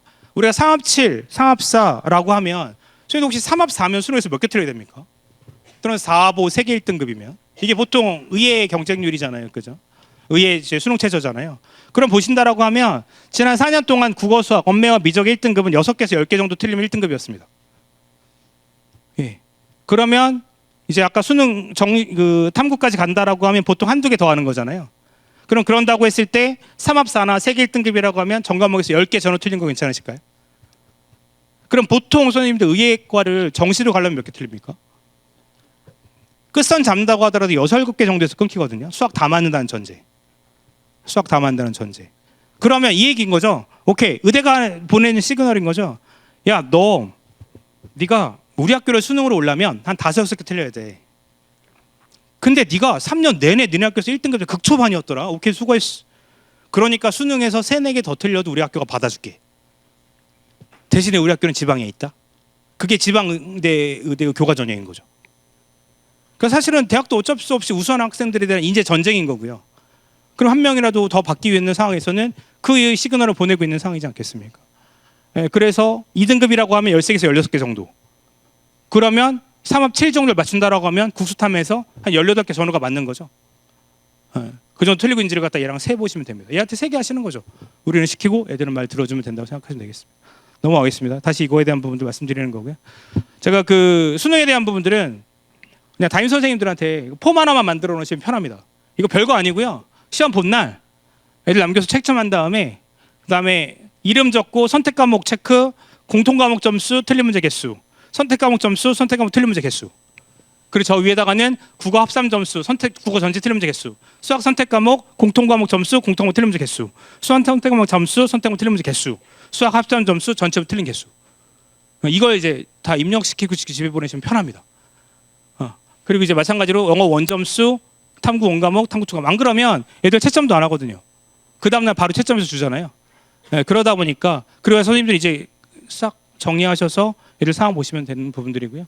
종합전형에 대한 부분들은 서울대 뭐 이런저런 발표해 준 적도 있고 하긴 한데 전 사실 크게 잘 모르겠습니다. 사실 전 그래서 이걸 갖고 기준으로 봅니다. 근데 서영곤 원래 공부 잘하면 뽑았던 거고 서성환도 원래 공부 잘하면 뽑고 싶었었던 건데 상대적으로 밑에 대학도 마찬가지로. 그런데 얘네들은 걔네만 뽑으려니 위에다 뺏기니까 다른 역량도 같이 보면서 나눠서 뽑고 있다. 그래서 서류형 면접형 같이 뽑고 있는 상황들인 거고 거기다가 수능 최저까지 같이 보고 있다에 대한 부분으로 정리하고 넘어가려고 합니다. 그리고 나서 사실은 이제 서류형 면접형 같이 하는 대학들 서류형에서 뭐가 변경되는지 이것도 그냥 정리를 해놨으니까 선생님들 한번 보시면 이해하실 수 있을 것 같아서. 그리고 이런 내용들은 어디든 많이 나오는 내용들이어서 그때 보시면 좋을 것 같고요. 수능 체제에 대한 부분들 올해 뭐 성대라던가 중대 면접형에서도 뭐 마치 만들어지긴 했는데 그 부분도 한번 그냥 편하게 접근해서 보시면 될 것 같습니다. 그냥 정리해놨고요. 수능 체제 모아놨습니다. 수능 체제 모아놨고요. 넘어가겠습니다. 네.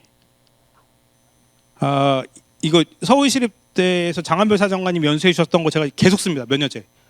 저 이거 너무 좋아하는 내용이어가지고. 그냥 저 딱 이거만 갖고 합니다. 이거. 학생 보면서 너 왜 탐구했냐? 어떻게 탐구했냐? 결론 뭐냐? 여기까지는 하죠. 보통 학생들이. 근데 피드백 잘 안 받잖아요. 그리고 그 피드백에 따라서 뭘 했는지 잘 안 받죠. 그래서 저 이제 학생분들한테 부탁드리는 건 2월이나 3월 때까지 이따 쭉 다시 말씀드리긴 할 텐데 3월 정도까지는 학업 계획 싹 다 세우게 하고요. 탐구 계획. 그리고 선생님들 한번 찾아뵙고 온 다음에 저한테 체크 받으라고 하고 체크받는 거 별거 아닙니다. 그냥 카톡방에다 뭐 하나 올려놓고 갔다 왔으면 체크하라고 합니다. 그리고 나서 5월 달에 다시 한번 보내고 그 다음에 7월 달에 다시 한번 마지막 보내고 이런 식으로 합니다. 그리고 갔다 와서 체크하고 PDF 뭐 받았는지 정리하고 그거 넣을 수 있게 하는 부분들이고요. 그리고 나서 이제 탐구에 대한 부분들인데요. 선생님들 탐구가 이런 뜻이랍니다. 파고들어서 깊이 연구하는 거래요. 인콰이어리라는 용어를 쓴다고 하더라고요. 선생님도 혹시 이 책 어떤 책인지 아실까요? 이 책? 선생님들 다 아시는 책입니다. 진짜 모든 분들이 아시는 책이고요. 대부분 읽어보셨을 가능성도 좀 있습니다.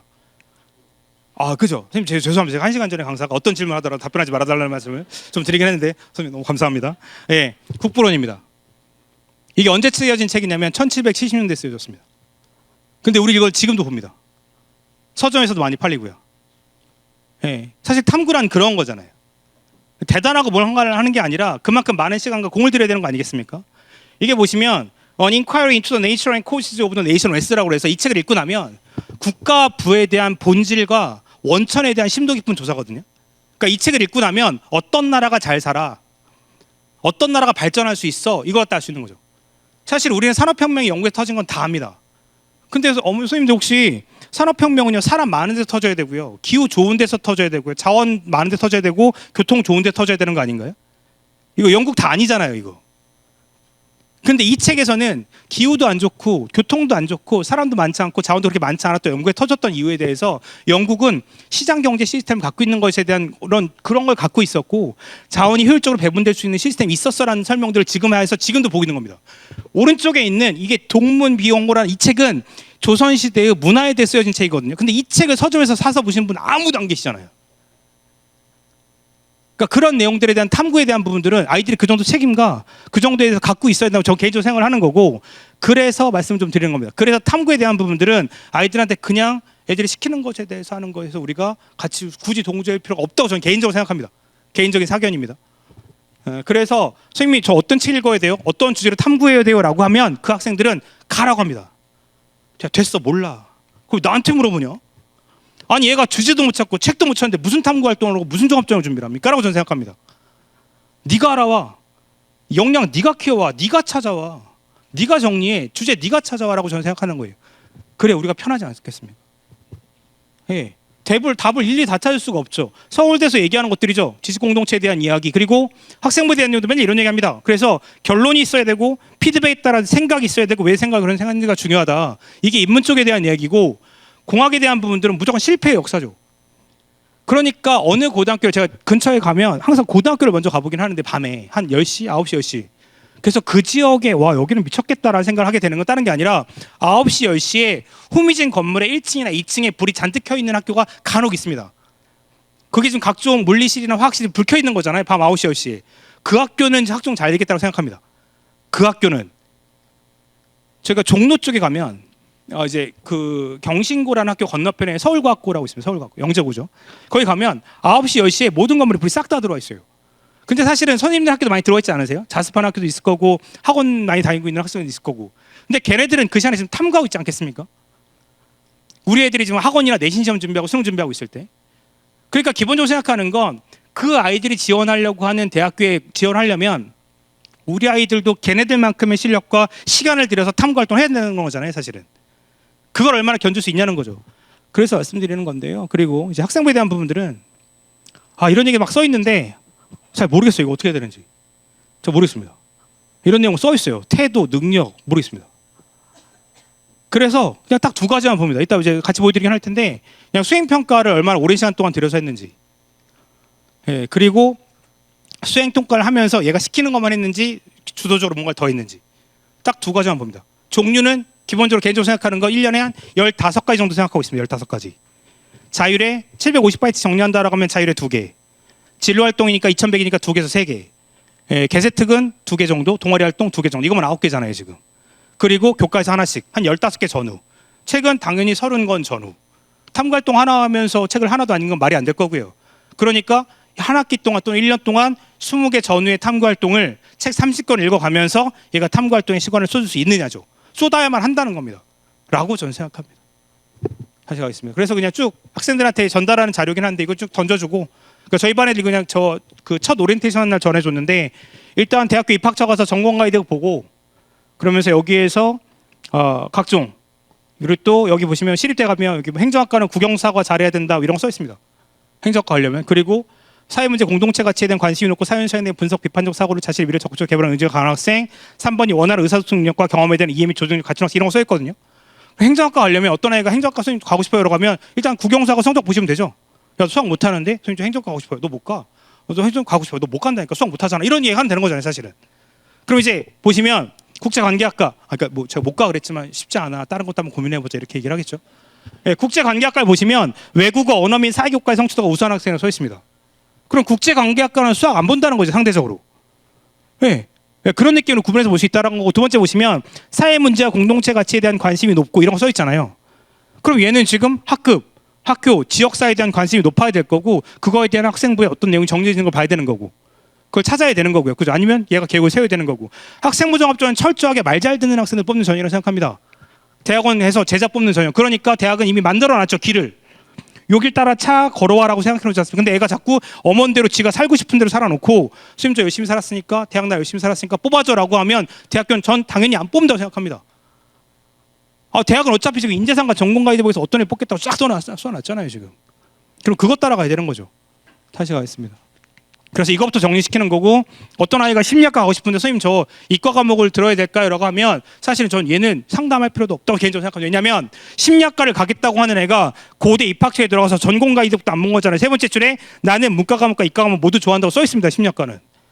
그럼 당연히 들어야죠. 당연히.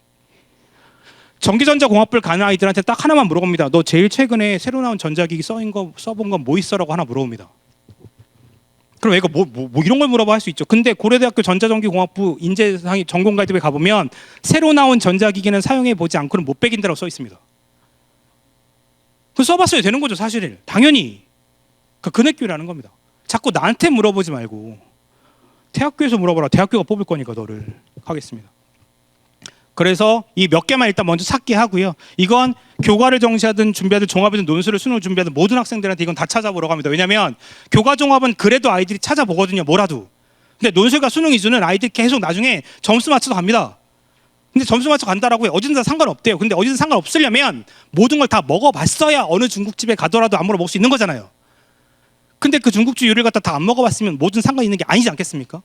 그러다 보니까 학생들한테도 일단 알아보라는 거죠. 확인해 보라고 하는 거고 찾아보라고 말씀드리는 겁니다. 그래서 다양한 내용들 보면서 찾아봐서 하고 있고요. 메이저 맵이라고 많이 아실 것 같습니다. 여기 가보면 과 검색하면 이렇게 나오게 되고 대학교 검색하면 이렇게 나오고 클릭 하나 해서 들어가면 이런 키워드들이 나와 있습니다. 그러면 이 생활기록부 깔아놓고 지금 저희 다음 주에 아이들 상담할 때 그런 부분들 할 건데 애들한테 아이가 어떤 아이가 심리학과 가고 싶다라고 하면 이 단어들이 몇 개씩 나오는지 네 생활기록부에서 번호 쳐오라고 할 겁니다. 번호 쳐오라고. 1, 2, 3, 4, 5, 6, 7, 8, 90 하면서 처음부터 끝까지 싹 다 해서 있으면 있는 대로 없으면 없는 대로 자기 생활기록부를 갖다 굳이 그렇게까지 볼 학생들이 많지 않아서 그리고 관심 가지라는 거죠. 그리고 또 한편으로는 책에 대한 부분들 여기 나와 있고요. 다른 부분들 여기 이렇게 책이 많이 나와 있는데 굳이 제가 찾아볼 필요가 당연히 없다는 생각이 드는 거고 보시면 나중에 참고하실 만한 내용들 넘어가도록 할게요. 보면 이해하실 만한 내용들. 정차법 수업 시간에 만약에 국제관계 외정치를 배웠다고 한번 가정해 볼게요. 제가 생각하는 교과 세트의 기본적인 틀이긴 한데 일단 아이들이 궁금함이 생겨야죠. 근데 일단 여기부터 없죠. 깨어있진 않잖아요. 일단은. 그러니까 거기부터가 문제인 거죠. 거기부터가. 그러니까 거기부터 일단 깨워놓는 거 문제고 그런 다음에 억지로라도 궁금함 찾게 하는 거고요. 종합을 가진 학생들한테도 마찬가지로. 그런 다음에 해결 과정은 책 읽히고 그 다음에 의문점 해결 다시 의문점 찾아봐라라고 훈련시켜야 되는 거고 그 다음에 읽어 이렇게 해야 되는 거죠.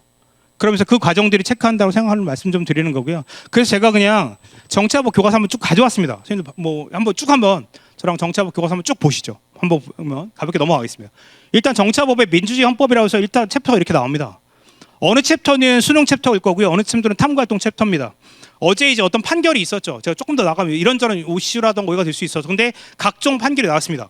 뭐 무기징역이라는 용어도 나왔고 뭐 징역이라는 용어도 나왔고 그 다음에 무슨 무죄 이런 거 나왔어요. 근데 학생들이 막 이걸 보면서 그 탐구 활동을 하고 싶을 거잖아요. 근데 제가 이따 보여드리겠지만 그 학생들한테 딱 하나 먼저 물어봅니다. 야 우리나라에 이런 벌은 몇 가지 종류가 있어? 선생님들 혹시 우리나라에 이런 사형이나 징역 이런 거 들어보셨잖아요. 이게 몇 가지 종류가 있습니까? 라는 질문을 애한테 했을 때 저는 이것도 모르면서 그 탐구 활동하는 게 전 잘 모르겠는 거예요. 그 뉴스 하나 보고 나서. 그러니까 기본적인 개념이 먼저 들어가는 게 먼저인 거고 그 다음 탐구 활동이 이어져야 되는 거지. 그래서 제가 이걸 가져온 건데 정치학법 보시면 각종 뭐 법의 의미, 민주주의, 법치주의 이런 얘기가 나와 있고 어느 파트는 탐구 활동, 어느 파트는 수능 문제가 나온 파트들이 쭉 당연히 있죠. 선생님들 이미 너무나 전문가셔서 그냥 가볍게 넘어가겠습니다. 헌법에 대한 얘기도 나오고 기본권에 대한 의미도 나오고 기본권 제한 언제 할 수 있는지 그러면서 여기에 대한 각종 판례문과 조문들이 나오고 있죠. 판결들이 나왔고요. 그다음 민주국가 정부에서 정부 형태, 국가기관, 지방자치 이런 얘기 나옵니다. 어떤 아이가 헌법재판소를 갖다 논의한다라고 했을 때 우리나라에 그러면 국가기관은 어떤 것들이 있니라고 했을 때 얘가 그래도 달달달 몇 개는 설명하고 거기에 대해서 설명할 수 있어야 되지 않겠습니까? 근데 그것도 못하면서 자꾸 헌법재판소니 대법원이 법원이니 야 거기는 임기가 몇 년이야? 몇 명이 계셔? 누가 임명해? 어떤 걸 절차를 통해서 거기에 임명받니라는 얘기 했을 때 대답을 아무것도 못한다라고 하면 얘가 무슨 탐구활동을 하겠습니까? 라고 저는 생각합니다. 다시 가겠습니다. 그럼 보시면 정부 형태도 마찬가지예요. 의원내각제 대통령제에 대해서 정부 형태 우리나라에 대한 각종 이런 제도들 내용들 쭉 정치화법에 다 나오는 내용들입니다. 법원, 헌재, 대통령과 행정부에 대한 얘기가 나오게 되고요. 지방자치에 대한 얘기도 나오죠. 그래서 요즘 뭐 여러 가지 지방자치단체들과 합친한 용어들이 계속 나오고 있는 거고 그게 국가 발전에 대해서 어떤 내용들이 나오는지에 대한 이슈들이 계속 함께 가고 있는 것 같습니다. 정치 과정과 참여에 대한 얘기도 마찬가지죠. 시민 참여에 대한 얘기가 나오게 되고 여기에 대해서 어느 파트에서는 수능이 어느 파트에서는 탐구 주제가 그런데 기본 이론에 대한 부분들이 반드시 전제되어야 된다고 생각하는 거고요. 선거 제도 마찬가지죠. 올해 선거 있지 않습니까? 6월달에. 그러면 거기에서도 소수대표제, 다수표제, 대선거제, 소선거, 중선거에 대한 용어나 개념들은 당연히 학생이 이해하고 나서 그 다음 정치화법 얘기를 하는 거지. 그런 다음에 자꾸 이런 뉴스만 가지고 하는 거에 대한 것들을 조심스럽게 접근하려고 하는 부분들이고요. 개인생활과 법에 가게 되면 민법에 대한 이야기가 나오게 되고 여기에 근대인법에 대한 이야기 여기에 보면 계약이라던가 미성년자 불법행위 손해배상에 대한 얘기가 나오기도 하고요. 혼인에 대한 이야기 그리고 또 이혼에 대한 이야기 법률관계 이런 얘기가 나옵니다. 그리고 다시 사회생활에 가게 되면 여기에 죄형법조주의에게 범죄 형벌이라는 얘기가 나오고 형벌에 이런 종류가 나오게 되거든요. 형벌의 종류가. 그리고 이제 이게 총 9가지가 있어요. 선생님들 9가지가. 네, 그럼 애는 당연히 이걸 외워야 된다고 저는 생각하는 거예요. 그러니까 딱 하나 물어보면 돼. 우리나라 형벌의 종류는 뭐가 있냐? 라고 물어보면. 선생님도 이제 끝나고 나가시면서 몇 가지는 기억하실 수 있는 이것도 이제 그 중에 하나가 되었으면 좋겠다는 생각으로 말씀을 좀 드리는 건데 제가 학생들한테 이걸 이렇게 외웁니다. 소주 광고 선전 보고 말래 이렇게 외웁니다. 네, 소주 광고 선전 보고 말래. 네, 소주가 애들이 이제 술을 못 마시니까 소주 광고 선전을 보고 말겠다. 근데 이게 우리나라 형벌의 9가지입니다. 이게 뭔 소리야? 보시면 이게 사형이고요. 징역, 금고, 구류, 자격상실, 자격정지, 벌금, 과료, 몰수. 이 9가지가 형벌의 9가지입니다. 그럼 애들은 적어도 이건 얘기하고 나서 무기징역이 뭐고 여기다 무슨 뭐 징역이 어떻고 금고가 어떻고 구류 어떻고 이런 얘기를 했다는 생각을 말씀 좀 드리는 거고요. 제가 이건 위법성 조각 사유라고 해서 죄가 되지 않는 거에 대한 얘기입니다. 어제도 이런저런 가명 사유를 갖다 계속 그 판사님께서 말씀을 하시잖아요. 그게 무슨 뭐 말이 되고 안 되고는 그 다음 어른들의 이야기고 그 다음 논의고 그 다음 시민들의 생각인 거죠. 학생들의 생각일 수도 있고요. 근데 그 전에 판단하고 알아야 되는 건 이거의 기본적인 개념이라고 말씀드리는 겁니다. 그렇다고 하면 이 5가지가 위법성을 깨는 5가지거든요. 학생들한테 이걸 피자의 행방이라고 제가 외우게 하긴 하는데 피자의 행방 어제 뒀었던 피자는 과연 어디에 간 거야? 라고 하면서 피난은 긴급피난 자구행위, 피해자의 승낙, 정당행위, 정당방위 이 5가지가 위법성이 깨지는 사유거든요. 그러니까 선생님들이 축구하시다가 아이들이랑 게임을 하는 과정 속에서 또는 수업 시간에 팔뚝맞기 이런 거 하는 거잖아요. 그럼 사람이 사람을 때렸으니까 이거는 폭력은 폭력이잖아요. 근데 이제 이게 죄가 되지 않는 이유는 피해자가 승낙했거든요. 이거 해서 맞는 걸 갖다 한 거잖아요. 사람이 사람 죽일 수 있죠. 그래서 사형수의 교도관들이 사형을 집행하시잖아요. 그리고 전쟁이 나면 사람들이 또 죽이지 않습니까? 그러니까 그런 것도 결국은 이런 자기 직무에서 나타난 정당이 정당방위를 위법성이 깨진다 이런 내용들이거든요. 그러니까 어제 각종 판례문을 갖다가 해석하고 분석하려면 이런 내용들 5가지 당연히 알고 전달해야 된다는 말씀을 좀 드리고 싶은 거고 형사절차 인권보장, 뭐 근로자의 권리 이런 얘기 그래서 국제관계 한법까지 하게 되면 이렇게 끝나게 됩니다. 아까 말씀드렸던 이런 개념들이 들어간 다음에 하는 건 어떠시냐에 대한 말씀 좀 드리는 거고 아까 이제 동영상 강의를 볼 수 있는 사이트들에 대한 얘기들이 쭉 나와 있고요. 이건 보시면 이해하실 수 있을 것 같아서 넘어가겠습니다. 참고하시라고. 이제 요 PDF 파일을 나중에 그러니까 저는 그냥 이걸 잘라서 애들한테 카톡 파일 올려놓고 탐구 활동하면 요 순서대로 가져가라고 얘기를 하는 거예요. 선생님도 혹시 하시려면 나중에 필요하시면 다 보내드리도록 하겠습니다. 이런 데 가면 동영상 볼 수 있다. 참 그리고 또 연구주에 참는 건데요. 저 대학교 홈페이지에 가시면 연구 성과를 갖다 정리하는 홈페이지도 있고요. 그리고 또 심리학과 아까 이제 심리학과 있으니까 좀 더 가보면 심리학과 홈페이지에 가보면 교수님들 홈페이지에 가보면 이제 교수님들의 최근 논문들이 좀 나와 있습니다. 그래서 여기 보면 대학생의 정서 표현 유연성과 대인감이 성찰하가 나와 있거든요. 그리고 너무 잘 아시겠지만 논문 가보면 이 연구 왜 했고 어떤 절차를 통해서 했고 그리고 또 그 뒤에 보면 설문지 나와 있고 어떤 참고문헌들 다 써 있잖아요. 그럼 애가 그 단계 밟아가면 되는 거 아닙니까? 여긴 대학생으로 했으면 여긴 고등학생 정서 표현으로 애가 하면 되는 거고 얘의 수준과 높이에 맞춰서 그 주제를 잡아달라고 얘기하는 거죠.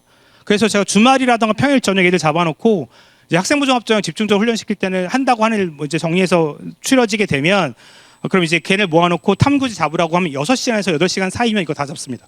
한 15개의 주제. 네, 들어가서 왜냐면 이제 바깥에서 문 걸어 잠궈 놓으시는 건 비인권적이니까 이걸 다 해야 집에 갈 수 있어 이런 느낌으로 가신다라고 하면 막 찾아옵니다. 그럼 폴더가 15개 되는 거잖아요. 자율 2-1 탐구 주제, 자율 2-2 탐구 주제, 진로 3-1 탐구 주제. 근데 이 모든 전제는 뭡니까? 얘가 수능에 대한 부분도 같이 가져야 되는 거고 내신 시험도 당연히 같이 하는 겁니다. 네, 그거에 대한 부분도 말씀 좀 드리는 거고요. 근데 이걸 연구하다가 얘가 모를 수도 있죠. 궁금함이 생길 수도 있는 거잖아요. 그럼 저한테 가져오는 건 말도 안 되죠. 논문 제가 쓴 것도 아니잖아요. 그럼 누구한테 가면 됩니까? 요분한테 가셔야죠. 요분한테. 어떻게 갑니까? 여기 있잖아요. 전화번호, 이메일. 이분한테 이분이 답장을 해주실 수밖에 없게 네가 메일을 보내라고 합니다. 교수님 제가 언제부터 이런 거에 관심을 갖게 됐고 이러이러한 절차 이런 과정을 거쳐서 교수님의 논문을 이렇게 분석하고 정리하고 있고 이렇게 진행하고 있습니다. 그런데 교수님이 작성하셨었던 이 부분에서의 포인트가 저는 이렇게 생각했는데 해결이 되지 않습니다. 여기에 대해서 혹시 해안을 주시거나 고견을 이런 얘기를 갖다 써서 하게 하는 거죠. 메일은 한두 번 꼭 제가 검색하긴 합니다. 예, 그리고 나서 이제 부탁하는 애들한테 단체 메일은 보내지 말라고 합니다.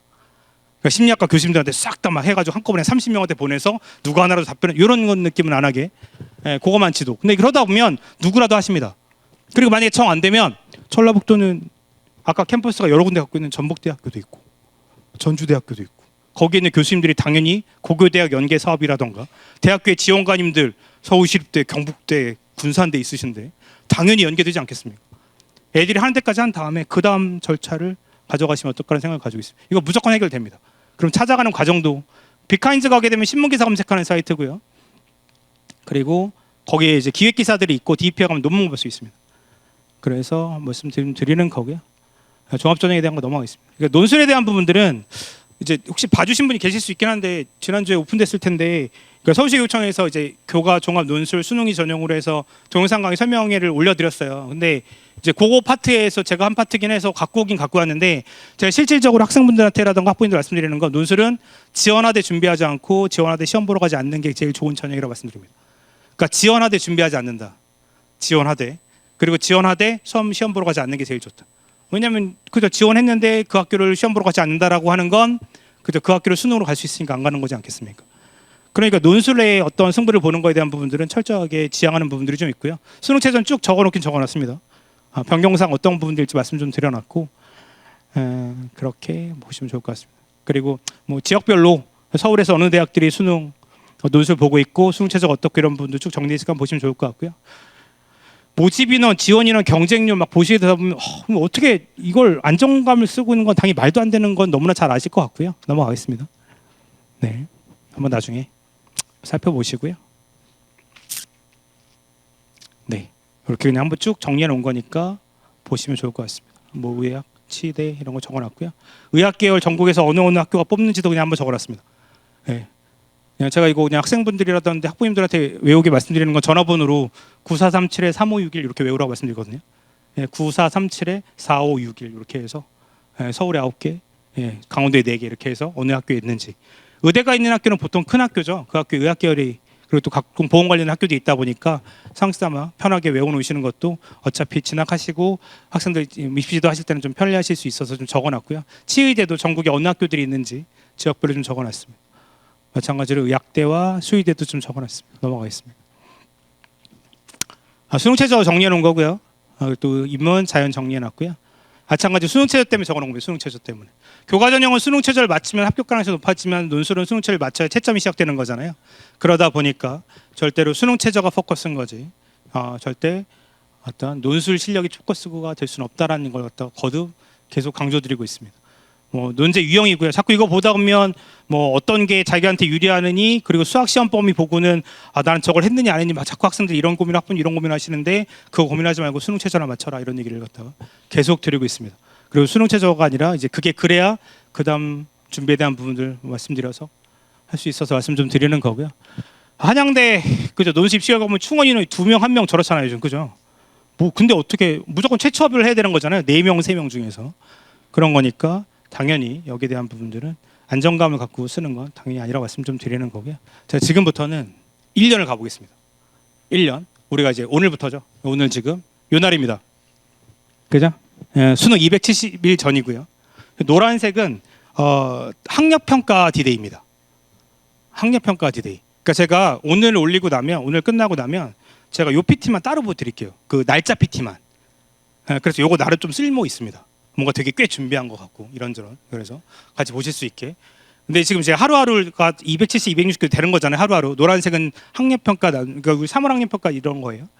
2월 학력평가 때는 제가 그러니까 2월 달에 선생님들한테 뭐 이렇게 한번 해보시는지 추천? 아니면 제가 하려고 하는 건 전년도 입시 결과 정리입니다. 선생님들 소속 학교에서 작년에 학생부정합정이 몇 장 썼냐? 그리고 또 교과정이 몇 장 썼냐? 어디까지 썼냐? 몇 개 대학 썼냐? 이런 것들에 대한 정리를 혹시 해보실 수 있으시면. 근데 학교 단위가 불편하시면 학급만 해보셔도 좋습니다. 저는 항상 학급만 일단 하거든요. 보직교사 아니면.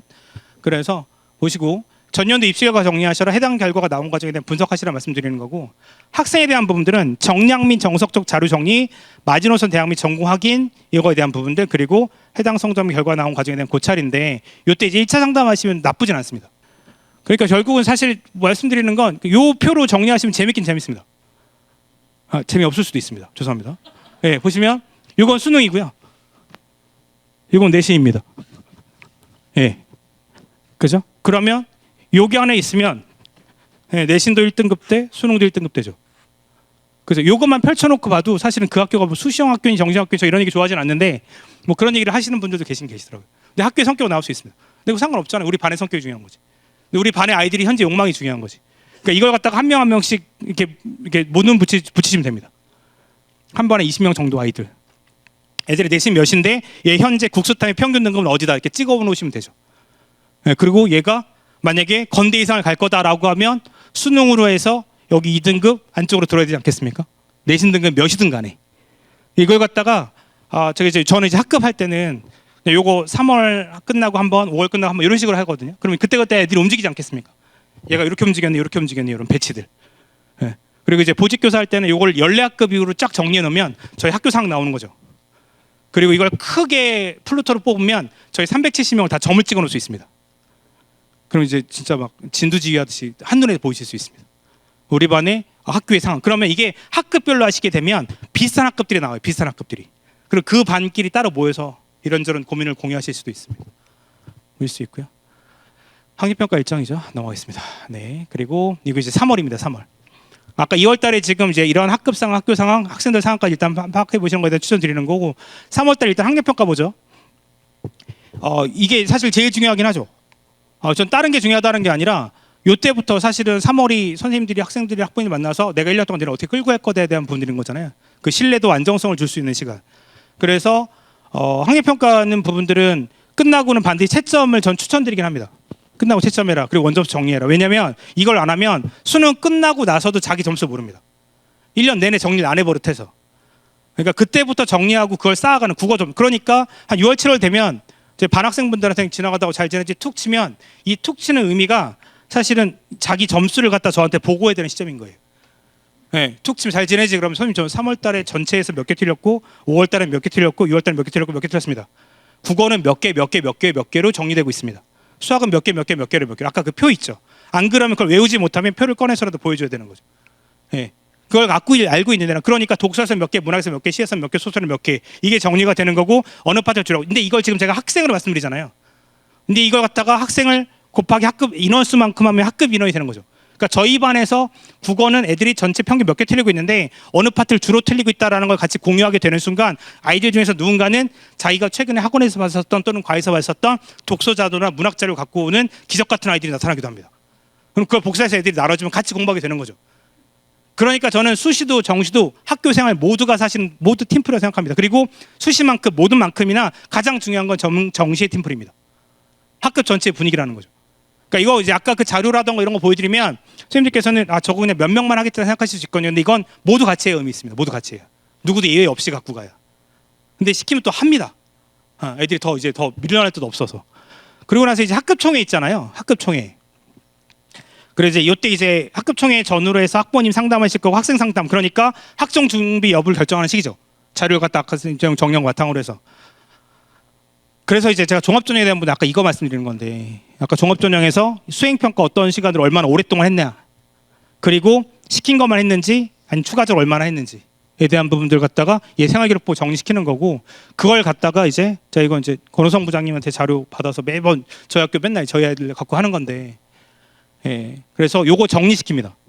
엑셀 파일 주고 왼쪽 교과 성적, 진로, 학업 공동체 역량으로 나눠서 네 생기부 정리해 와라 라고 얘기를 합니다.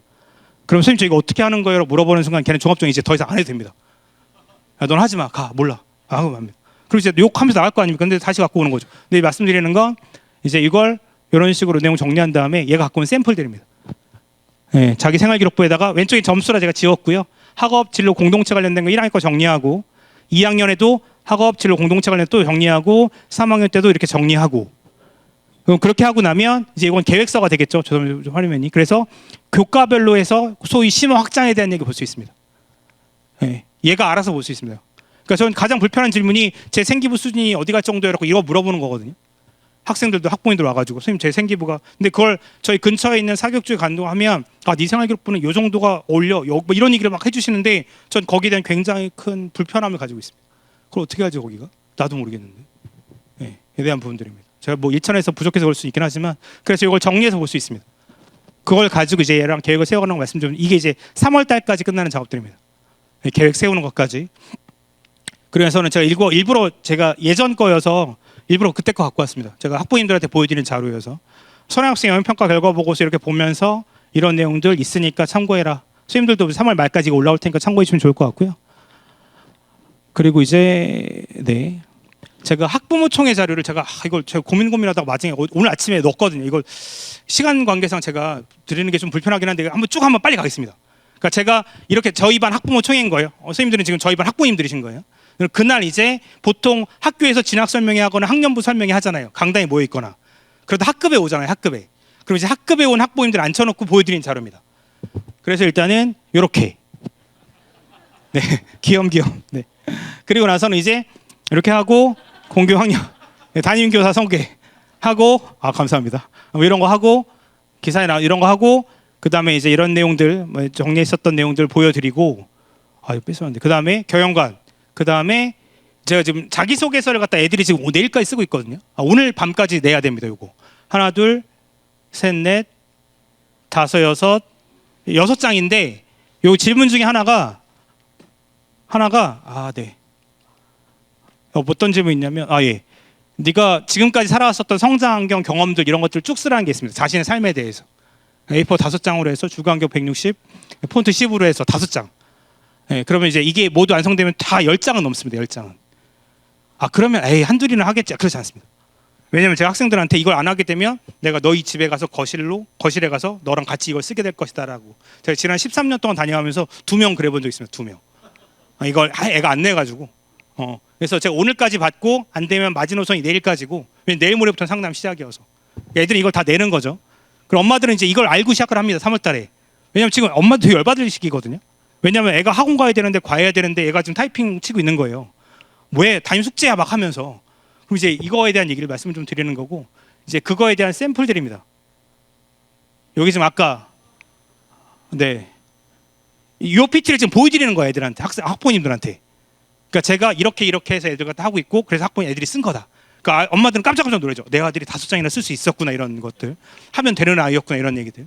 애들은 처음 이제 시도 이런 내용들 다 쓰게 하고, 그런 다음에 이제 3월 초에 이제 선거 모습을 다시 사진 찍어서 이게 보여드리는 거잖아요. 사실 엄마 아빠들 앉아 있고 저희가 한 2주 동안 이렇게 살았어요. 뿅 하고 보여드리는 거죠. 그리고 나서 선거 학생 현황들 모습이다, 뭐 이런 얘기들. 아침 7시 50분, 9시 30분 이렇게. 7시 43분, 12시 11분, 12시 49분. 제가 1년에 한 800장에서 900장 정도 가서 사진을 찍거든요. 그래서 언제 어디서든 공부할 수 있게. 3학년. 그러니까 교실에서는 항상 조용히 공부하라고. 그러면서 이제 계속 그런 모습도 보여드리는 거죠. 7시 46분, 9시 18분, 12시 44분. 항상 같은 모습입니다. 밖에 나가서 무슨 뭐 서로 상견례 이런 거 막 하잖아요. 학교 행사. 그럼 대충 사진 찍어놓고 보여드리고. 그리고 학생들 모습. 아침 또 다른 날 7시 50분, 12시 50분, 3시 57분 막 이렇게. 그래서 뭐 1인 역할 뭐 이런 얘기 보여드리고 이제 학급에 아까 미리 받았던 거거든요. 이제 칠판 이제 책상에 다 붙여놓죠 당연히. 그리고 이제 엄마들이 자기 아들 책상에 앉아 있고 여기 뭐 써 있거든요. 그런 거 보시고 학교 생일 뭐 이런 거 정리해놓고 뭐 이렇게 어머님들이 이제 보고 계시는 거죠. 그러니까 우리 아들들의 마지노선 대학이다. 아, 그리고 여기 보시면 건대 동대 밑에 없죠. 예. 그럼 저는 뭐만 하면 됩니까? 애들 이제 소위 끌고 가면 되는 거죠. 남의 거 따라와. 결국 이거잖아요, 그죠? 아까 그 전문가 말씀드렸잖아요. 그래서 저는 되게 불편한 게 제 아버님께서 작년 7월에 소천하셨는데 제가 그 전까지 아무르투 병원에서 돌아가셨는데 제가 이 말씀 왜 드리냐면 저는 그 서울의 어느 병원 가서 선생님 말씀을 만나는 그 잠깐 2, 3분의 시간이 저한테는 진짜 거의 막 절대자 막 무슨 말이든 다 들어야 되는 그런 시간이었습니다. 예. 근데 과연 우리 상담할 때 학부모님들이 와서 학생들이 와서 내 말을 그렇게 듣냐는 거죠. 이국종 교수님도 전문가고 나도 전문가인데 딱 그거였습니다. 그러니까 내 말을 어떻게 얼마나 신뢰시킬 것이냐, 학부모님들은 얼마나 다른 고민 없이 날 따라오게 할 것이냐였습니다. 자꾸 생각하고 고민하게 되는 순간 딴 생각하잖아요. 어머 소리하고. 그러니까 토의와 토론할 영역이 있고 왜냐하면 이 분야는 내가 전문가인데 내가 더 잘할 걸. 늘 아무리 어떤 사람들보다. 그럼 남 믿고 따라와. 딴 소리 말고. 그게 일단 왜냐하면 토론하고 논쟁하시다가 이미 3월, 4월, 5월, 6월에 가실 수 있습니다. 그러다 힘들어지실 수 있고. 그래서 말씀드리는 겁니다. 그러니까 말씀드리고 대학 점수 확인 드리고 이거 보시면 이제 급훈 결정할 때 애들한테 받았던 글들. 예. 아까 이제 애들 다 하나씩 쓰는 거거든요. 저희 급훈이었는데. 예. 이제 그거 하면서 뭐 아이디어 이런 거 다 내라고 모든 애들이 무조건 다 내야 되는 거죠. 저희 이제 3학년 10반이었거든요. 10반 애들이. 양 이런 느낌. 네, 집단 생활하고 나를 따라와 그럼 다 따라오고. 저 이제 양치기 소년 저희 반 애들. 네, 이런 느낌. 데리고 가겠다. 그러니까 어머니 소리 하지 마세요. 내가 더 잘한다. 하루 종일 내가 살고 있다. 어차피 어머님 아버님들이랑 얘 대화 잘 안 되시지 않냐. 네. 그리고 그동안 그렇게 하셨네 이런 부분들. 양떼에 대한 얘기 막 써놓고. 네, 그다음에 고치고 싶어 애들이 썼던 질문들이거든요. 네. 내가 너희들보다 더 잘 파악하고 있을 걸 엄마 아빠들보다 이런 느낌입니다. 네. 보여주면 그죠? 이런 반응 주십니다 어머님들이. 뭐 이런 얘기. 예. 그리고 아까 뭐 존경하는 인물들 존경하는 이유, 그죠? 예. 그리고 또 이제 뭐 불쾌 속상한 성향, 뭐 화났을 때 보이는 모습, 묘비명, 작성 이유 뭐 이런 거, 이런 것들. 예. 그리고 학습 계획 이런 얘기들. 그 다음에 생활지도 나 이렇게 할 거니까 어머님들 따라오셔라. 예. 요걸 1시간에서 1시간 반 합니다. 한 2시간 사실은. 예. 그런 느낌. 아까 모의고사 결산 우리 반 이런 거 한다. 예, 이런 거 결산할 거다. 예, 그리고 제가 애들한테 맨날 이거 시킬 테니까 모의고사 날 모의고사 그중까지는 일정 잡지 마셔라. 애 늦게 가면 늦게 가는 줄 아셔라. 학원 잡지 마셔라. 예. 아니면 이제 말씀드리죠. 또 다른 선택하셔도 좋다. 예. 근데 책임지겠다. 에 대한 부분들 말씀 좀 드리는 거고 이제 아까 그 내용들 쭉 보여드리는 거죠. 그리고 이제 일정 안내 쭉 드립니다. 현재 3월이고 1년 동안 우린 이런 일이 벌어지고 있다. 그러니까 어머님들 핸드폰 여시고 이때 입력하셔라. 어차피 애들이랑 대화 못 하시니까. 그러면 진학 설명이 이때 일어날 거고 5월 달에 이런 일 있고 6월 달에 이런 일 있고 이런 일을 다 쭉 보여드리는 거죠. 그러니까 제가 오늘 혹시라도 이제 아까 PT 보여드리면 혹시 선생님들이 괜찮으시면 저거 한번 참고해야겠다 생각하시면 한번 입력하셔서 정리하시면 됩니다. 학교에서 한 번만 하시면 되니까 그거 이제 공유하시면 되니까 이런 식으로 쭉 정리해 드리는 거죠. 오늘 이제 선생님들한테 보이는 말씀들을 지금 쭉 드리는 겁니다. 그럼 이제 이게 12월까지 2월까지 이런 일이 벌어질 거다. 이렇게까지 청해하고 보내드리는 거죠. 그럼 중간에 저 반장 부반장만 갔다 올 거잖아요, 그죠? 그리고 다시 돌아오실 거고. 그럼 이제 하고 있으면 그런 얘기 하겠습니다. 4월 달입니다. 4월 달 되면 마찬가지로 중간고사 있으실 텐데 중간고사는 저희 학급 학생 마찬가지인데 아까 중간고사 학력평가처럼 중간고사 교사 똑같이 시킵니다. 뭐 정시판이 정시론 이런 거 없습니다. 끝나고 채점하고 왜 그렇게 반지하고 수학 중시 이런 거 없는 거잖아요. 정시 준비 잘한 애가 수능 점수 잘 맞는 애가 수시 준비도 잘하죠. 왜냐하면 정시는 10시간 이상을 갖다가 190분 이상을 갖다가 그냥 앉아서 풀 수 있는 애잖아요. 그럼 걔가 그때 뭐 동영상 강의 보고 논문 읽고 책 읽으면 걔도 잘하지 않겠습니까? 그러니까 저희 학교에 축구부가 있는데 축구부가 90분 시합 뛰려고 하루에 3시간에서 4시간 팀 훈련하고 한두 시간 개인 훈련하더라고요. 그러니까 90분 열심히 뛰려고. 그럼 거기에 2배, 3배 열심히 하는 거잖아요. 그러면 10시간 수능 잘 보려면 시험 보려면 보통 기본적으로 13시간, 15시간은 그냥 앉아서 공부해야 될 거 아닙니까? 그 집중력을 갖다 얘가 기를 수 있느냐는 거죠.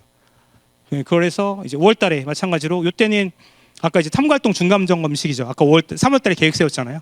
잘 진행했는지 보고 이때 이제 학부모 상담 다시 한번 하고 아까 이제 5월 달에 뵀었던 부분들이 그죠? 그리고 학부모 상담 요체 2차 다시 한번 하고 이때 이제 그냥 내용들 쭉 적어놨거든요. 나중에 한번 편히 보시면 좋을 것 같습니다. 요때 상담은 내가 왜 한다, 어떤 느낌을 한다에 대한 부분도 적어놨으니까 학교 이때 좀 많이 어수선해지잖아요, 그죠? 그러니까 그때 꽉 잡아주시는 게 필요하긴 하죠.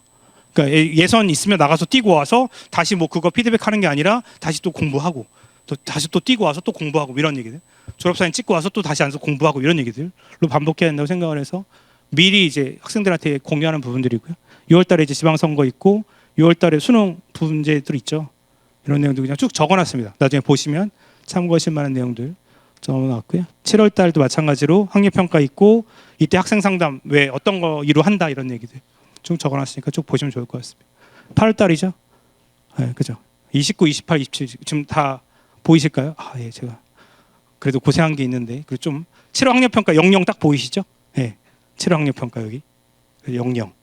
예, 그 다음 다시 55일 전, 그죠? 이런 느낌으로 계속 움직이는 거니까 아이들이랑 55일 동안 어떤 거 할지에 대한 계획만 세워가시면 되는 거죠. 넘어가겠습니다. 8월 달에도 이제 어떤 일도 벌어지는지 예, 그냥 제가 하나하나 좀 드리고 싶은 말씀들이 있었는데 이거는 그냥 적어놨는 걸로 대체하겠습니다. 예, 해당 시기에 해야 대한 부분들 이때 누구랑 같이 했으면 좋겠다, 상담 어떤 거 했으면 좋겠다는 거 적어놨고요. 10월 학력평가 네, 일단 교실 분계 뭐에 대한 얘기 좀 적어놨고요. 네, 11월 수능 보고 나면 이제 가채점 접수. 사실 이 가채점이 정확하게 나와야 돼서 1년 내로 훈련시키는 연습이 좀 있습니다. 쌓아가는 거에 대한 내용 말씀드리는 거고 12월 달에 이제 수능 성적표 배부되고 상담하고 올해 1월 달에 지금 정시원서 있어서 정시상담 12월 달에 해야죠. 그리고 나서 이제 정시상담할 때 이제 정리시키는 내용들이거든요. 재수할 건지 안 할 건지. 재수 있다고 하더라도 반드시 하나 붙이고 그런 다음에 애들한테 정리시키는 내용들입니다. 소신, 안정, 하향 이런 거 많이 들어보셨을 것 같긴 한데 여기를 채워오게 하는 거거든요. 근데 이 채워오게 하는 기본 샘플 하나만 좀 보여드리면 일단 애한테 성적 적어오라고 하고 1단계에서 대학들 적어오라고 하고 그런 다음에 그거에 대한 이유 적어오라고 하고 1년 동안 뭔가 막 시켜놓으면 이때도 알아서 합니다. 거기서 이것저것 듣고 그리고 나서는 이제 여러 조합 만들어 오라고 하고 이 진학사 모의지원이라고 진학사 이제 여기 들어가서 그죠 어떤 그죠 제2 어떤 데 들어가가지고 거기 가게 되면 다른 학생들 점수를 다 입력할 수 있거든요. 한 번씩 보여드리는 샘플인데 그러면 이 아이 같은 경우에는 자기는 이제 진학사 등수에서 15등인 거죠. 근데 이 다른 애들이 어디 지원했는지 딱 옆에 적을 수 있거든요. 다 확인할 수 있고 그러면 그 한 명 한 명의 점수를 보면서 아 얘는 여기 등록하겠네 저기 등록하겠네 얘가 판단할 수 있는 역량이 좀 생겨야 됩니다. 그리고 나서는 걔네를 빼주는 거죠. 딴 데 등록할 것 같은 애들을 빼주다 보면 아 이제 간하군은 이런데 얘가 지금 다군에서는 여기 지금 430명이거든요. 그러니까 방금 봤던 430명의 자료를 갖다가 위에 얘가 다 입력하고 정리한 거예요. 근데 이걸 매일 하는 거거든요. 바꿔가면서. 그러니까 이때 얘가 이걸 듣게 하고 그래서 마지막에 하나를 가나 다군의 산을 조합을 쓰게 하는 거다 보니까 그러다 보니까 최대한 많은 자료와 정보를 모으는 거 있습니다. 그러니까 왜 아까 의사 선생님의 자료가 결국은 그 대학병원 큰 병원에 간다고 하더라도 얼굴 딱 보고 바로 치료 방법을 선택하진 않잖아요. 결국은 자료나 데이터를 모아 가져오게 하는 거죠. 사진을 찍고 각종 검사를 하면서. 그러니까 지금 우리는 전문가로서 그런 자료나 데이터와 정리들을 모으시면서 그런 확신을 이미 갖고 계시겠지만 더 가져가셨으면 좋겠다는 말씀 좀 드리는 거고요.